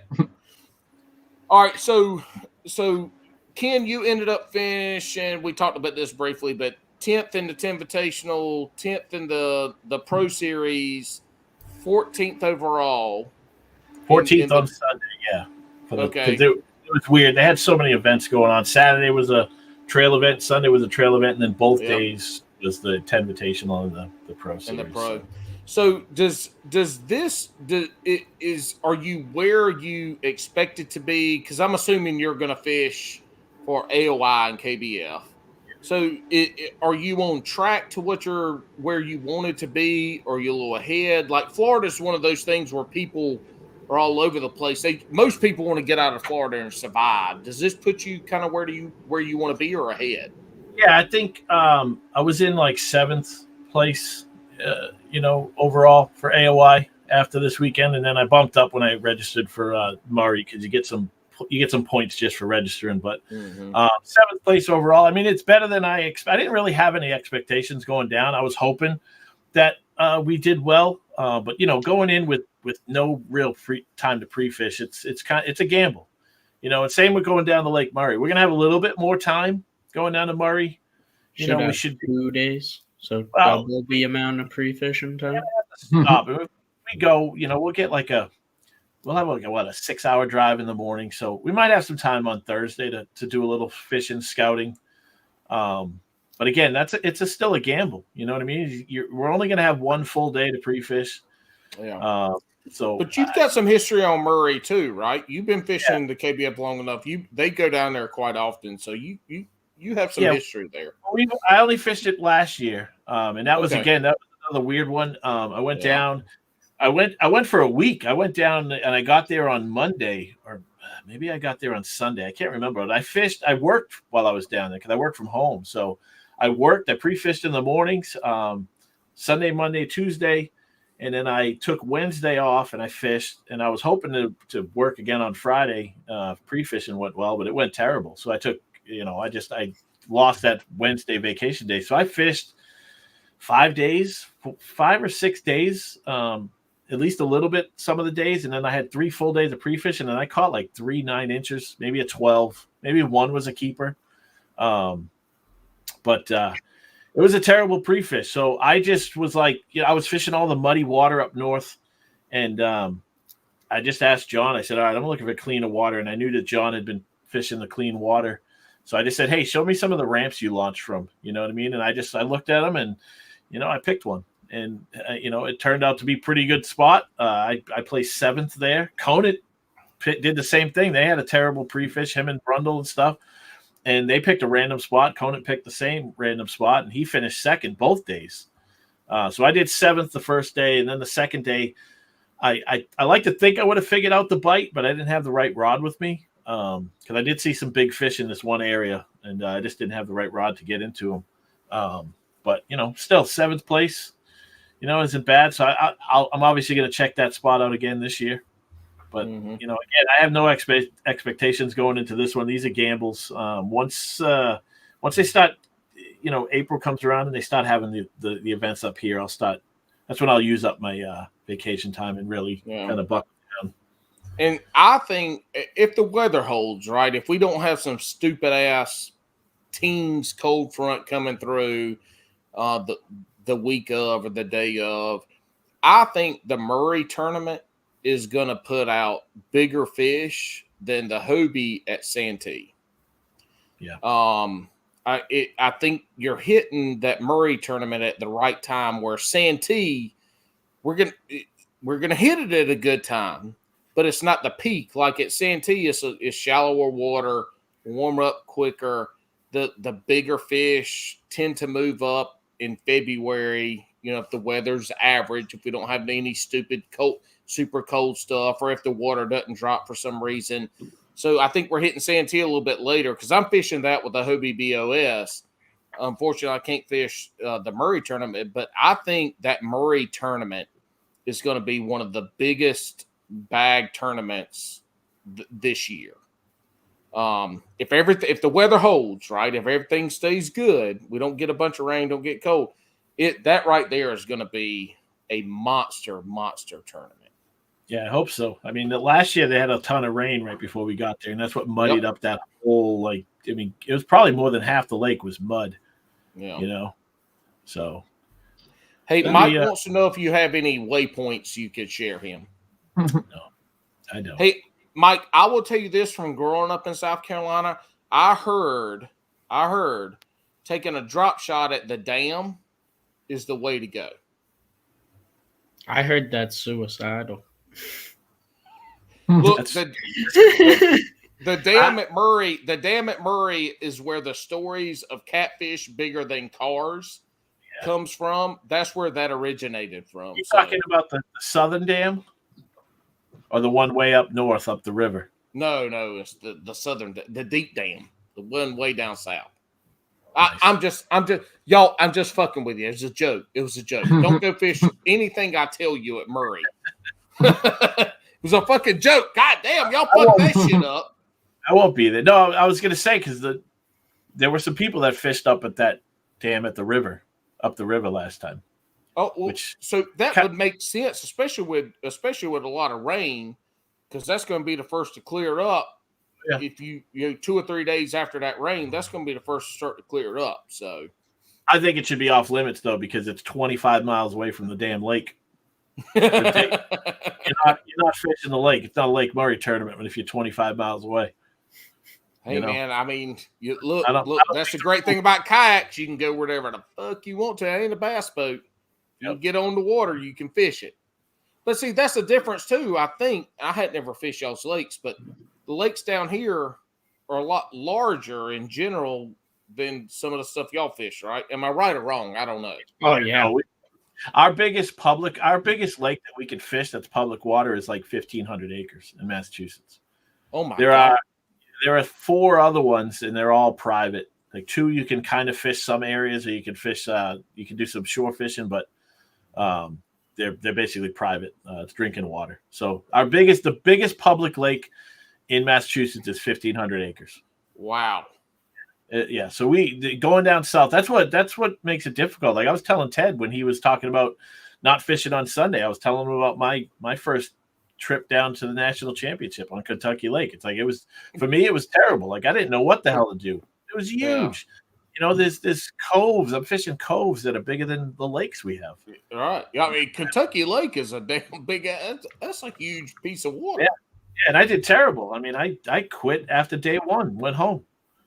I remember my first time down to real down south to go fish a big tournament was Alabama, and we pulled up to that first creek, and I was like, they consider this a creek and a river? Like this is bigger than lakes we have. What the hell? This bitch looks like the Atlantic Ocean. Yeah, well, that was Erie. Erie was really humbling. Yeah, Erie. When you go to one of those Look lakes out the first there. time, and you're like, wait a minute, I cannot see the other side. What are you talking about? Dude, I Right. went way offshore Erie day 2 of that super trail because you hear that's where people are getting them. And Yeah. you think, oh, maybe I can find. Dude, it is sketchy when you look around and you see like a shadow of shore in one direction, and that's it. And then So the you wind gotta starts get on- blowing. You got to get on YouTube before you go to Erie and start watching the videos of the dudes surfing out there with the storm out there surfing and like 20-foot waves. I knew It's I knew it was a bad idea when we were launching in a marina where there were boats leaving with triple mercuries on the back. Well, what's funny is we hear all the stories about the Great Lakes and the waves and the high waters, but if you talk to, or if you listen and ask seasoned bass anglers, ask them to list their top 2 or 3 sketchiest lakes they've been on. A majority of them will always have Santee Cooper in that. They will have it because Santee Cooper is super duper shallow, and the way the wind sets up with your predominant winds, like it can wreck your world out there. So I mean, it's a whole different story out there when you get to it. That's the thing with a kayak, though. I mean, we can get to places that they can't get to. Bass boats or boats in general can't get to. I mean, that's the fun thing about it. But we can still also go fish offshore. Yep. I mean, we can hit everything in between in the offshore and then up into the parts that other people gain. That's the exciting part about it. Absolutely. Definitely gets sketchy sometimes. Sometimes, yeah. There's sometimes you make it back to shore and you go, wow, that was really stupid. Yeah, you hit the ramp, you're like, yes, I made it back. I told this story recently. That year at Presque Isle, it was like, because it was pretty calm. I forget what day it was, day 1 or day 2, and it was pretty calm. And when the wind started kicking up, we're inside the bay, Presque Isle, and I mean, that was day 1. It just started to feel weird. 1. Like something was weird, and you just couldn't really figure out what was happening. Then you start noticing the water.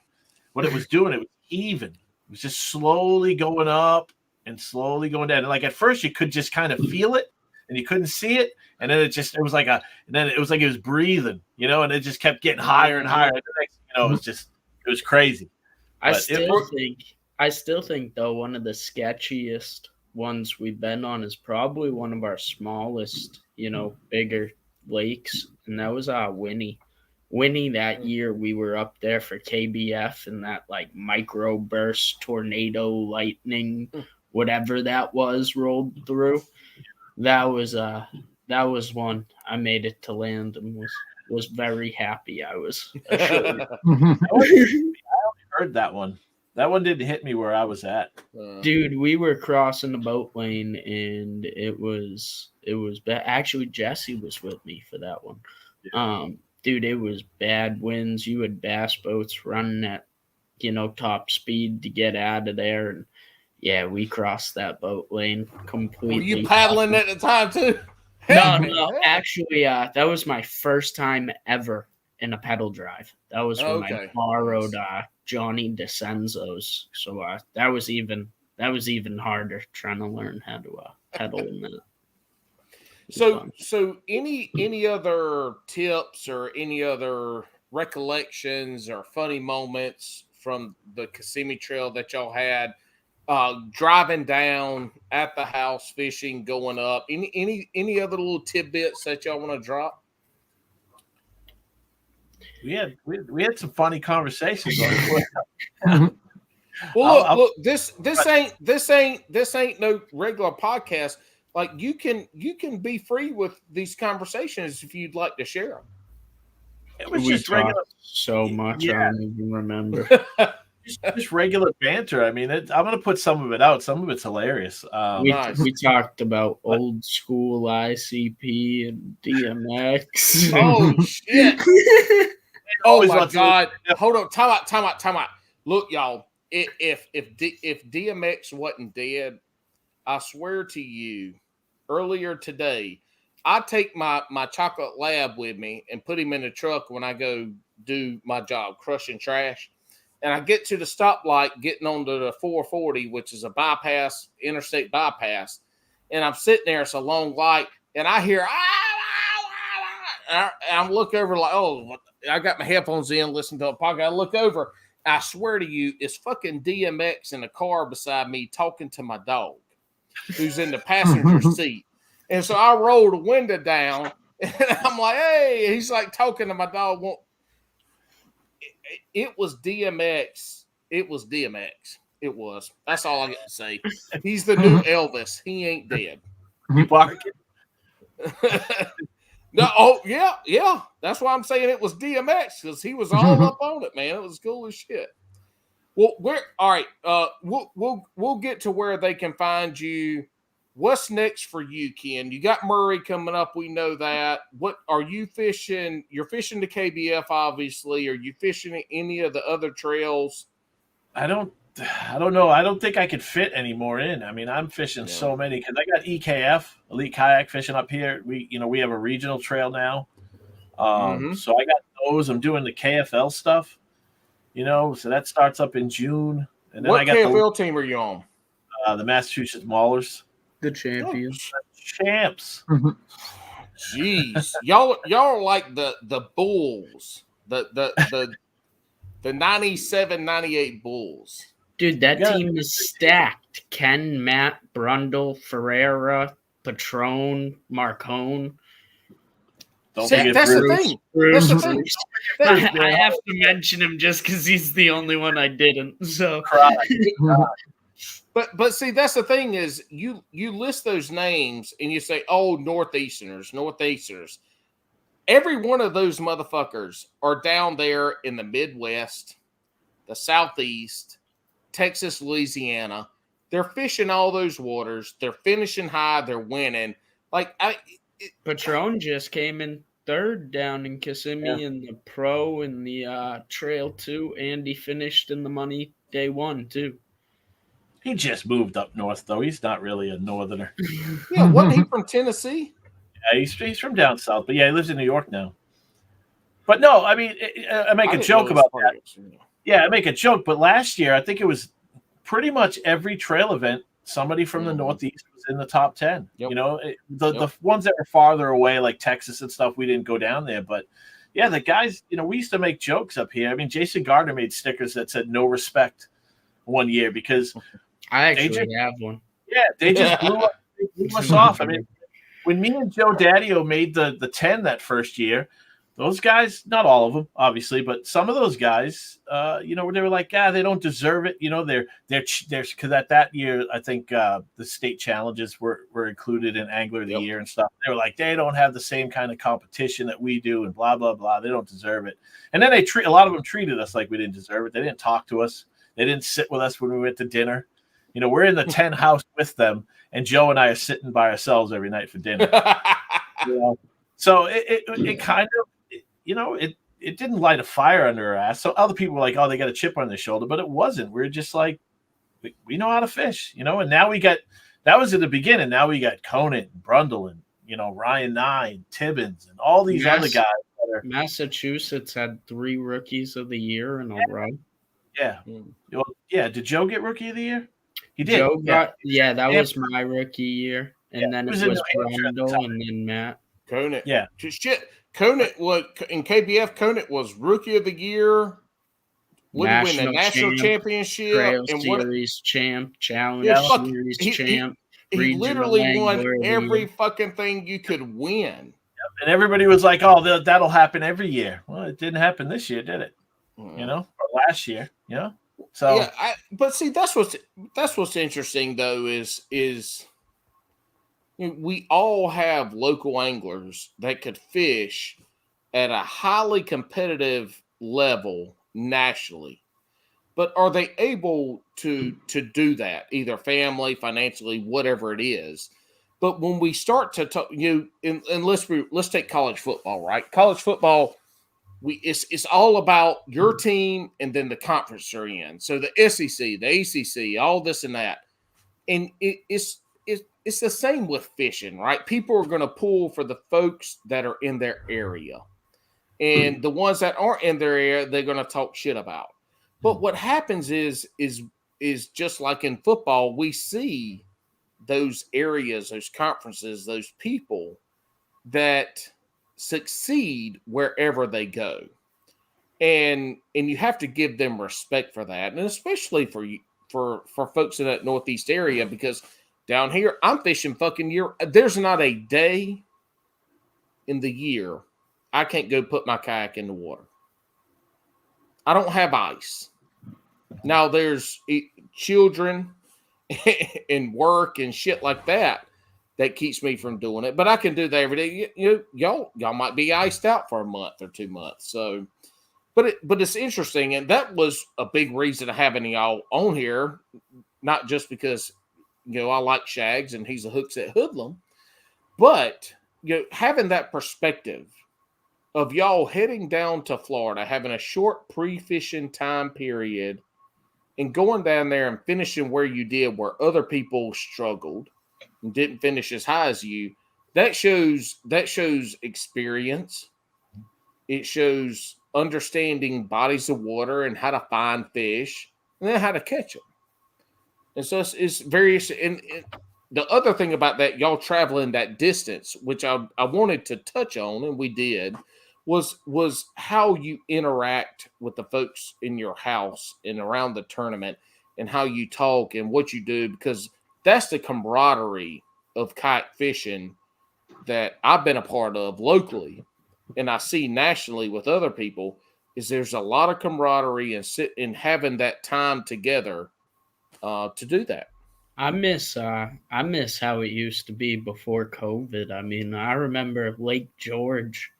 God, we had like 16 guys smashed into an Airbnb. I mean, we had guys sleeping on air mattresses in the kitchen. You couldn't stand up to take a piss without accidentally kicking somebody in the ribs. But it was awesome. Yeah, COVID hit and it just killed it. It was weird, And then last year it didn't pick up either, I'm hoping we can get back to some of that this year. I mentioned that recently. COVID kind of turned it into, I've kind of noticed we kind of roll in like groups of 4 now. Yeah. Like it's kind of, same groups of 4 instead of one big group. Okay. So we got really off topic. Ken, are you fishing strictly KBF, or are you going to step out into any other trails besides because you lead the EKF or shit. So I thought that was elite kayak fishing. So in KFL, those are your bread and butter. That's what you're focusing on this year, right? Yeah, I got a lot of KBF events scheduled. I got Murray, then I'm doing Lake Champlain. What do they got? Champlain, Massillonsky, Potomac. What's that? Yucky, right? Yep, yeah. So there's 4 up here close by, and then John and I have been talking about hitting up that Denver, Colorado one. Be able to work from there, and then I'd be able to work from there as well. So we might make that a 30+ hour drive. Dude, that's a haul, but that's one of the prettiest drives y'all will make ever. Yeah, it'd be fun. So there's a lot of opportunities there, and then of course the national championship. But I mean, if I could fit a Hobie one in, I know they're going to Susquehanna, I believe, again. Mm-hmm. And I freaking hate that place. I've done terrible. I fished it there twice now. First time I went there, the spot I fished, it was flooded. I could only fish this little eddy. I had a paddle big rig back then, and I could only fish this little eddy. Damn, a paddle big rig. Yeah, it was the original one. Shit. Yeah. So that water, I could not. The fastest I could go was paddle in place when I got out into the current. You know what I mean? And I was paddling like crazy. I just could never get any forward momentum. So I literally, right by the ramp, I fished an eddy all day. There were like 6 of us in that little tiny spot. I caught fish. And the last time I went there, I went to that spot again because I didn't have time to pre-fish. And it was like 6 inches deep. And I'm like, what the hell? So that's been my experience at the Susquehanna. I've done terrible both times. But I'd like to go back. So I don't know. I'll look at the schedule. I know they're coming to Winnie, but we got an EKF event on Oneida the same day, So we're not changing that date. So I'll be fishing that. but I don't know. I'm not doing any bass. That's for sure. That's like way down there. Yeah, they're very southern. Shags, what you got going on for the rest of the year, buddy? I don't know if I'm gonna do the Potomac, but after Murray, I think my next one's gonna be Mesa for KBF, and that's a EKF doubleheader. And then I'm gonna do Champlain, Winnie's a doubleheader, EKF. I'm not sure if I'm gonna do Oneida or if I'm gonna do Winnie, because that's gonna be a drive up on a Friday. So you bet. Everybody was all like, "Oh, I'm definitely fishing EKF," and now there's that hype behind Hobie where they're selling out. Mine's fishing Hobie. Mine's the drive, because I'm getting out after work, so I could either drive 2 hours to Winnie or drive 8 to Oneida. Damn, you're that far from Oneida? Oh yeah. Shit, dude. I could make it to y'all's house in about 8 hours. Damn. I don't think so. I think it'd be like 16. Well, I'm sorry, but your math is wrong. I used to be a police officer. I can get out of speeding tickets. All right, Ted, what you got going on, dude? Do you know? I think we touched on this earlier, but like, what's the rest of your year look like? I'll probably try to do a couple more like trail events, whichever the closest ones are. I'm gonna try to do the BOS on Winnipesaukee. I'm doing some Slay Nation tournaments this year, and then Frankie Head Cheese Provolone Slay Nation, baby. Woo! We're trying to put together a small Eastern Connecticut trail too.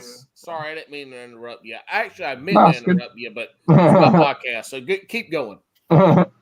We're trying to put together a little Eastern Connecticut trail through Three Bells, so it should be fun too.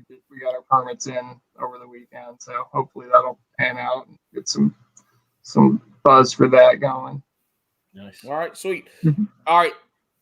First, we got a couple other things left to do. First, any other tidbits from the past tournament leading up? Let's say from the guys, Ken, you and Shags, any tips or tricks for folks that are getting into tournament fishing on the national level for the first time this year? Anything like that? Do not get discouraged.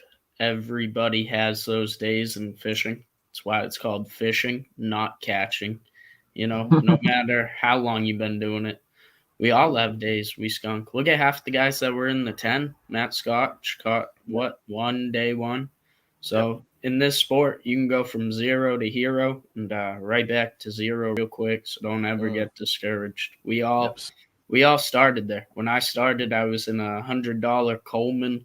Looked like a little man in a boat with a 2-piece 6'6" ugly stick, man. Oh, dude, I threw the ugly stick too. Yeah. Oh yeah, that thing was awesome. Sanko, that's all I needed. I went out with 1 pack of hooks and like 1 case of rubber worms. That's like when I had Jordan Marshall on. One of his stories was one of the first. I can't remember exactly where. One of his first national tournaments was at Santee. His ass took a sun dolphin, like a 12-foot sun dolphin to Santee. I'm like, hold the fuck on, Jordan. You took a sun dolphin to a national tournament to Santee. He's like, yeah, I'm never going back to that place ever again. I'm like, you were not prepared to fish Santee. But yes, don't give up. Jordan Marshall didn't give up, and he's doing some good stuff now. But yeah. Especially when you go to a different part of the country too, because like if the southern guys, if they ever start coming up here, they're gonna have the same problems we had. It fishes different up here. The bass, like one of the big things is the bass don't school like they do down south. So if they're out there looking, I mean, they do school, but it's not the same. So there's a lot of differences. You know what I mean? And it just takes time. You gotta put the time in, time on the water. You know what I mean? And it's tougher when it's down south because you're not doing it as often, but you just gotta not, if you go in thinking you're gonna crush it, you're gonna be disappointed. It's humbling. That's for sure. Ted, parting words of wisdom from a first-time national traveling angler?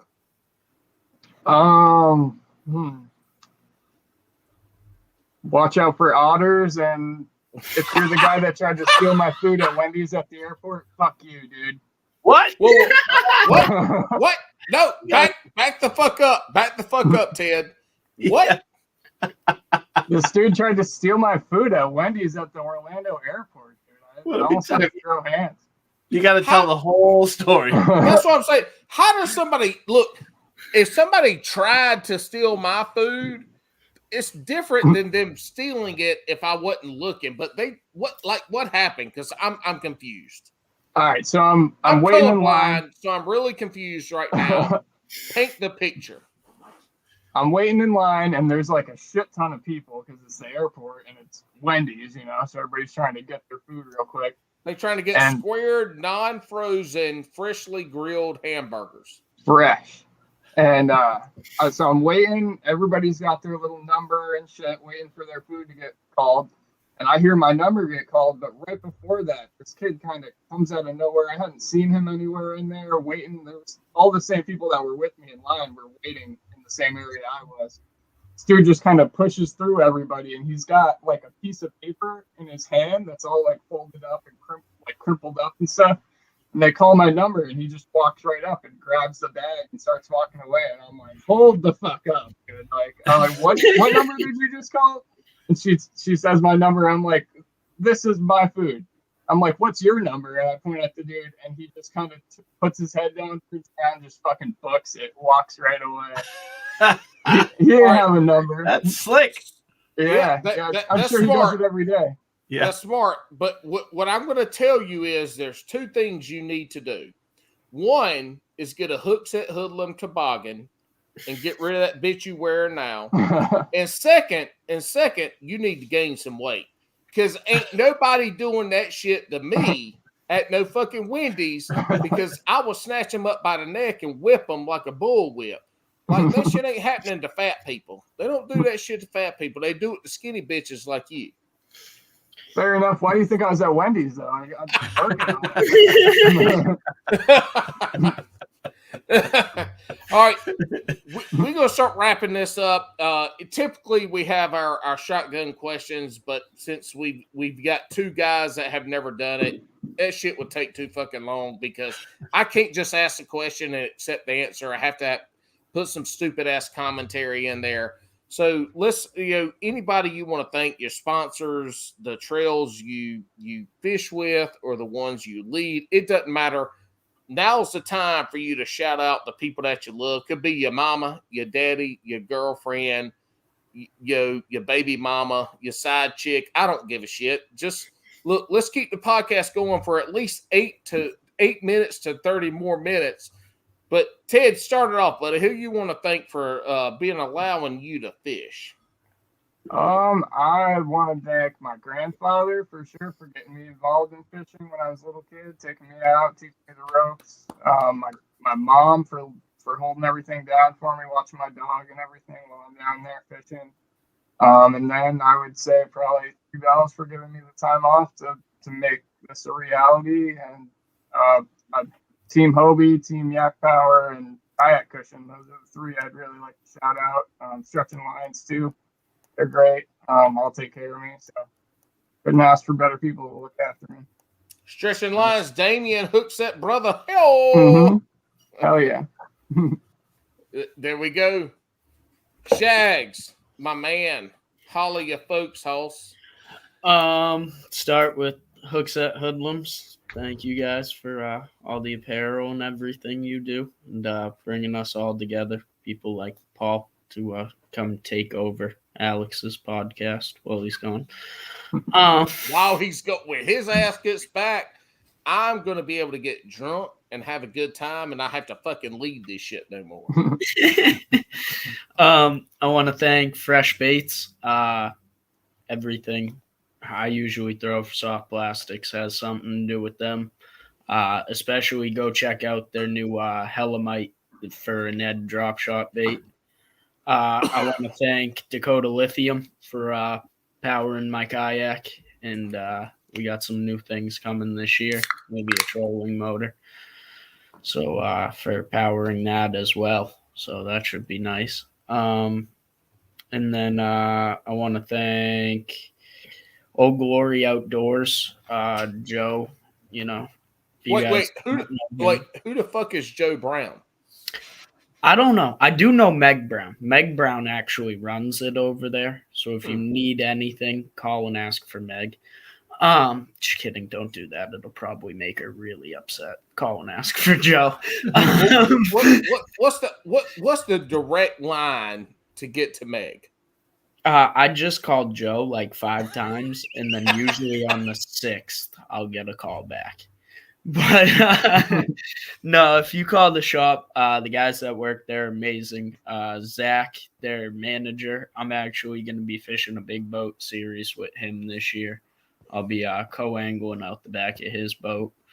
So give those guys a call. Even if they don't have it, they can usually get it for you. And then Dead Fish Gear.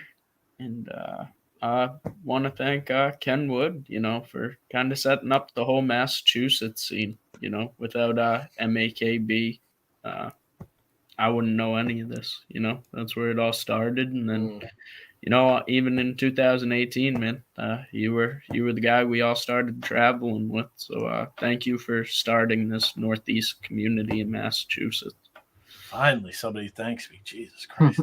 I want to say, fuck you, Kim Wood, because you haven't done shit for North Carolina. That's all I got to say.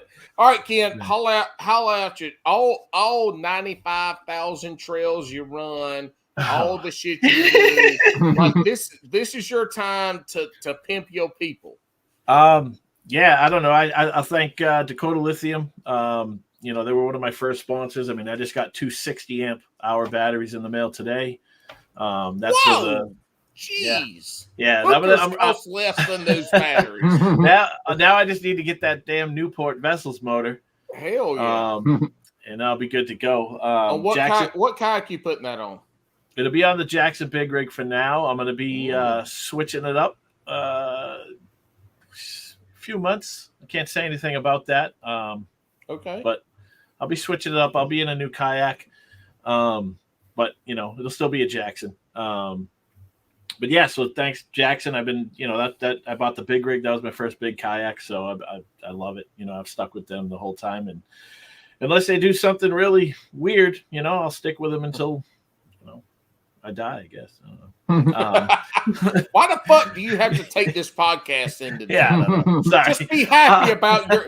I love my Jackson Big Rig to the end of time. That's all you had to say. There we go. End of time. Jesus. Yep. And then Three Bells. I'm on the Three Bells team. They've been fantastic. White glove service. Yep. Derek hooked me up with a good install this time, and same with Derek. And then Lauren's just awesome. And that's all I have for sponsors. I'll just pimp MAKB. If you're from Massachusetts and you want to fish a great trail, we got 2 divisions. We got an Eastern Division, Western Division. Massachusetts Kayak Bassin. Just look us up. Which division is best? Oh, I don't know. East. I think East is the toughest. It's got a little bit more talent. Shoulder Fisherman said, whatever division he runs, is the best by far. The rest of y'all are pretty much northern rednecks, is what he said. Let's put it this way: the East has Ken Wood, John Ferreira, Derek Brundle, Matt Conant. Who else am I missing? Joe Bruce. I mean, yeah, it's. Joe. I mean, the West. I'm not going to disparage the West. You know what I mean? They were new last year. They didn't have a ton of people. So, but that's how the Eastern Division was when we started. Fisherman, he wasn't going to disparage the West, but what I heard was y'all fucking suck. All right, Ken, finish going. Yeah, so just if you want to come out and fish, I run the Eastern Division with a couple guys. Sean runs the Western Division with Nelson, and also if you want to do some regional events, we got Elite Kayak Fishing. Those are some big money events. You can win a good amount of money with those. We're doing something this year called the Double Down. So, you pay a second entry fee, and it's a winners take all pot. So if you win the event and you double down, you walk away with $5,000. It's just pretty. What's that? Make sure you read the rules on that, because I got real excited when I was in second at A1 for that. Yeah. And they didn't win anything. And he's like, what? It's a lie. That's a lie. I won $36 for third place team. Yeah. So yeah, that's about it. Yep. What does EKF start to be as like you got the All-American that last year really took a huge leap in that Midwestern area to still regional, but people started putting them in the national scene. Does EKF start to reach that kind of? Yeah, I mean, we touch. We'd like to. It's a lot of work. We'd like to. 2023, we're going to 2-day events. Shit! Big money entries. I don't know if we'll up it. We upped it a little bit this year, but that was just to cover like fees and crap that we paid out of pocket. What are those entries? $130. Okay, so that's it. Ain't cheap. It ain't local level entry. I mean, that's fairly decent large entry. Great. We take I think we're taking 15 from the pot this year. It's like 5 for credit card processing fees, 5 for admin stuff, and then to pay 5 for the championship. For the championship, because the championship's always going to have less people. So, but yeah, I mean, it's still going to be huge payouts. So it's if you don't want to travel too much and you want to kind of get into something that's kind of similar to that national scene, but on a regional level, elite kayak fishing is perfect. And then who knows what'll happen? We've discussed, we've had people talk about, hey, you should bring this down south or out west or something, and maybe someday, but not for now. For now, it's regional, and it's a pretty good trail. Cool. All right, y'all fellas got anything else you want to bring up? Shags, go ahead, bring it up, buddy. I did forget, and Sean will be mad at me. I am also co-director of a multi-species tournament. If you're shit! Get into that. It's nationwide. Go check it out on Fishing Chaos. It's called Chronic Trips. So, yeah. That's it. All right, so for us here at Bass and Brews, and I say us because Alex ain't here, but I'm going to pretend he's here. Bass and Brews, thank you to Hookset Hoodlums. We are not sponsored by them. They have not given us a fucking dime of money or a penny, but they have some really awesome gear. They got some great owners. It is a family. The Hookset Hoodlum guys is something else. Go check their stuff out. Use code HEELS, HEELS 10, HEELS 10. Or Shags. Shags 10. And when we say Shags, it's CH, not SH. CHAGS 10. TEYEN 10. 10. A fucking 10. I give her a 10 if you've watched. If you watch that movie, you know what I'm talking about. But thank you guys to coming on, sharing your stories. Ted, you're a little quiet tonight, buddy. We're gonna have to work on your presence on camera, because if you're gonna fish with these guys, I can promise you, your ass is gonna be in front of the camera at some point in the top 1, 2, or 3 of a tournament. You got to be a little more animated, buddy. You got to start throwing shit at the camera or raising your finger like I do. But thank y'all for coming on. I'll only be in the top 3 if Ken needs help holding one of his checks up. So. I'm jealous of the ones that have your name on it. I didn't notice that. He's got 3rd place. He ain't got his name. How did that happen? Oh, no, you got like 3 of them. But, Shags, that happens when you've been fishing since 2005 in the kayak world. They must have back when they cared. They must have mailed those after. That's the only They're cool. But thank y'all for coming on. This was great. It's live. We had a good audience in. We had quite a few people commenting. Enjoyed it. It was great to finally talk to Ken. Shags, fuck you. You're an asshole. Ted, it was great meeting you. But y'all follow. Oh shit! I know I was forgetting something. Tell them where they can follow you on social media. Ken, go ahead. Where can they follow you, Boog? So yeah, I just changed all my pages to something very, very unique and creative. Kenwood Fishing at like everybody else. Yeah, so Instagram it's Kenwood Fishing. YouTube it's Kenwood Fishing, and I got a Facebook fishing page called Kenwood Fishing as well because fishing with wood is unprofessional. Whoa. How you get the clicks? Fishing with wood on the rubber side. Yeah. What's your podcast, Ken? Tell us about that. Oh yeah, so that's that was originally John's. Oh, actually, it was originally me and John, and then it's changed, and then it was just John, and then now I'm back on it. So it's called The Breakdown. We're gonna change the name of it because if you Google The Breakdown podcast, there's like 5 million of them named that. So we gotta. Shags is telling me about y'all's podcast, The Breakdown. I'm like, I have searched for every kayak fishing fucking podcast in this world. I have never heard of this podcast. Yeah. And he tells me a breakdown. I type it in. I'm like, there's no breakdown podcast about fishing. I'm scrolling to the right. Nothing. Oh, yeah. And then he goes, oh, let me send you a picture. So Nate Chagnon goes and finds the podcast and screenshots it and send me a picture. I'm like, Nate, just fucking share the link. He goes, how do you do that? I don't know how to work the phone.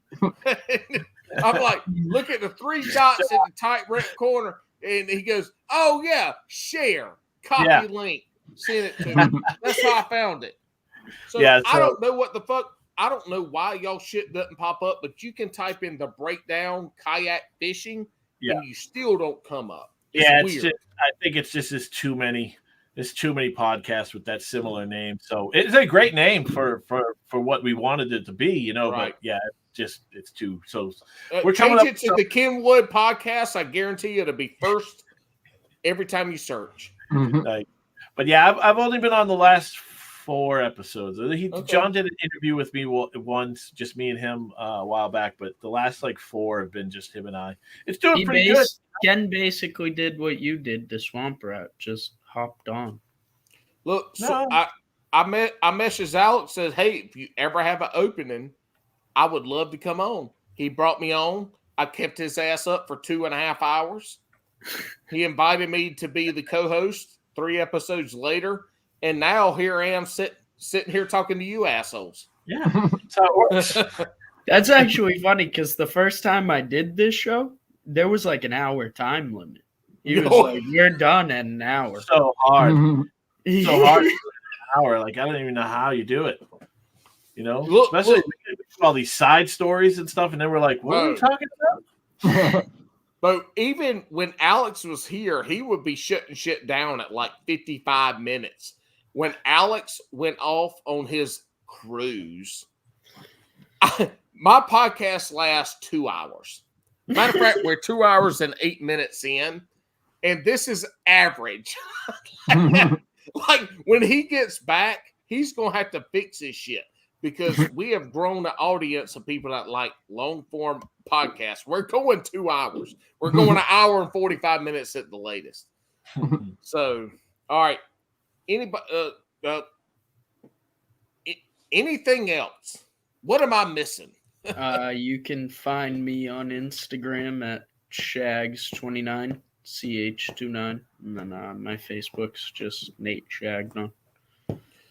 Nate, when we gonna get the YouTube started, Hoss? To be honest, man, I swear way too much in the boat to be on YouTube. Between swearing and cigarette smoking, I wasn't meant to be on YouTube. Shags, you wait till you start seeing my YouTube videos because I'm recording everything and I'm posting that shit every tournament this year. Sometimes, so I have a video called "The Struggle Is Real," but So I'm going to search for that shit tonight because I love it already. I did it back in 2016, and it's all just me struggling with fish, trying to measure them.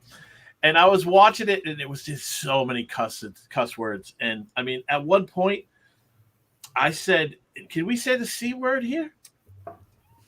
So I said, "Mother cunt." And I'm watching. I'm like, God, I've never said that in my entire life except that one moment, apparently. So what I did is I went through it again and I bleeped out all the cuss words, and it made it even funnier. And then I re-uploaded it. So, yeah. Sound like a song. Sound like a rap song. Yeah. So sometimes, censoring yourself can be funny. Well, that's how I regularly talk. Oh, yeah, dude, everybody up here does. He actually pointed out to me on John's breakdown when he first started it. The first podcast was just regular. Then my episode was second, and there's a nice little explicit mark next to it.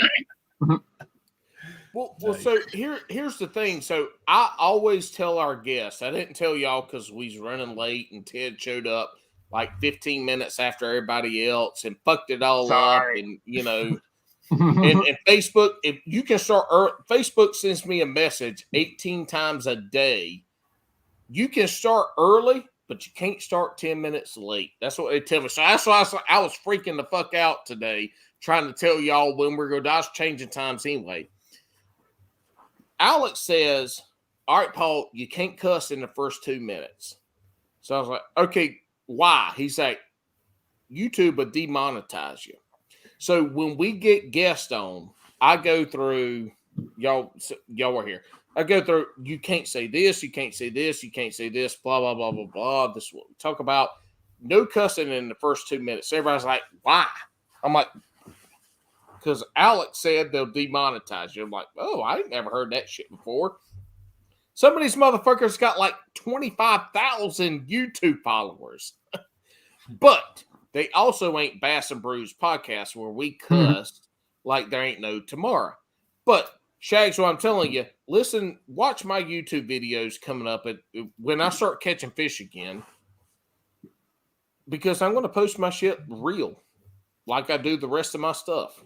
I talk to the camera a lot, and I'm self-deprecating, so I call myself a lot of names. Listen to it. I'm going to post it, and we'll see how it does. All right. Thank y'all so much for coming on. We got to let Ted plug his Instagram and Facebook. Oh, god dang. Thank you. Jesus Christ. I knew that's why I brought you on here, to make sure I didn't fuck up. Ted, tell us about where we can find you, House. It's just boy_meets_fish on Instagram and Ted Douglas on Facebook. It's a love story. Oh, and Ken, you should do your podcast in the morning and call it Morning Wood. Yeah. There's a funny story. When I joined the Air Force. It's like, speaking of Morning Wood, let me tell you a funny story. I joined the Air Force, and every day we would wake up, and everybody in my flight would be like, Morning Wood, and they would all giggle. I'm like, what the? Why is that fun? It's so like I had never heard it in my entire life until I joined. And finally, when I got it, I was like, how is this the first time that anybody's ever said this to me? I'm 20 years old. It had to be somebody from the country, the South, that started it. It had to be. I had never heard it my entire life. But yeah, 20 years old. Everybody's saying it. And I was really confused at first. It just never dawned on me. So dumb. That's awesome. Anyway. All right. We're going to hit the outro. Y'all stay on so we can wrap it up in the post-live event. Sorry, listeners, you don't get to hear that shit because what you hear now is PG compared to that. Thank y'all for listening. Thank you for tuning in. For all of y'all that tuned in on Facebook and YouTube, we greatly appreciate it. Hopefully, we're going to start doing a little bit more live stuff in the future, but we're going to need more than 14 and 15 people to come on here for me to continue to do this because I'm hungry. All right. Thank you. Listen, to Bass and Brews Fishing Podcast. Hello. Yeah.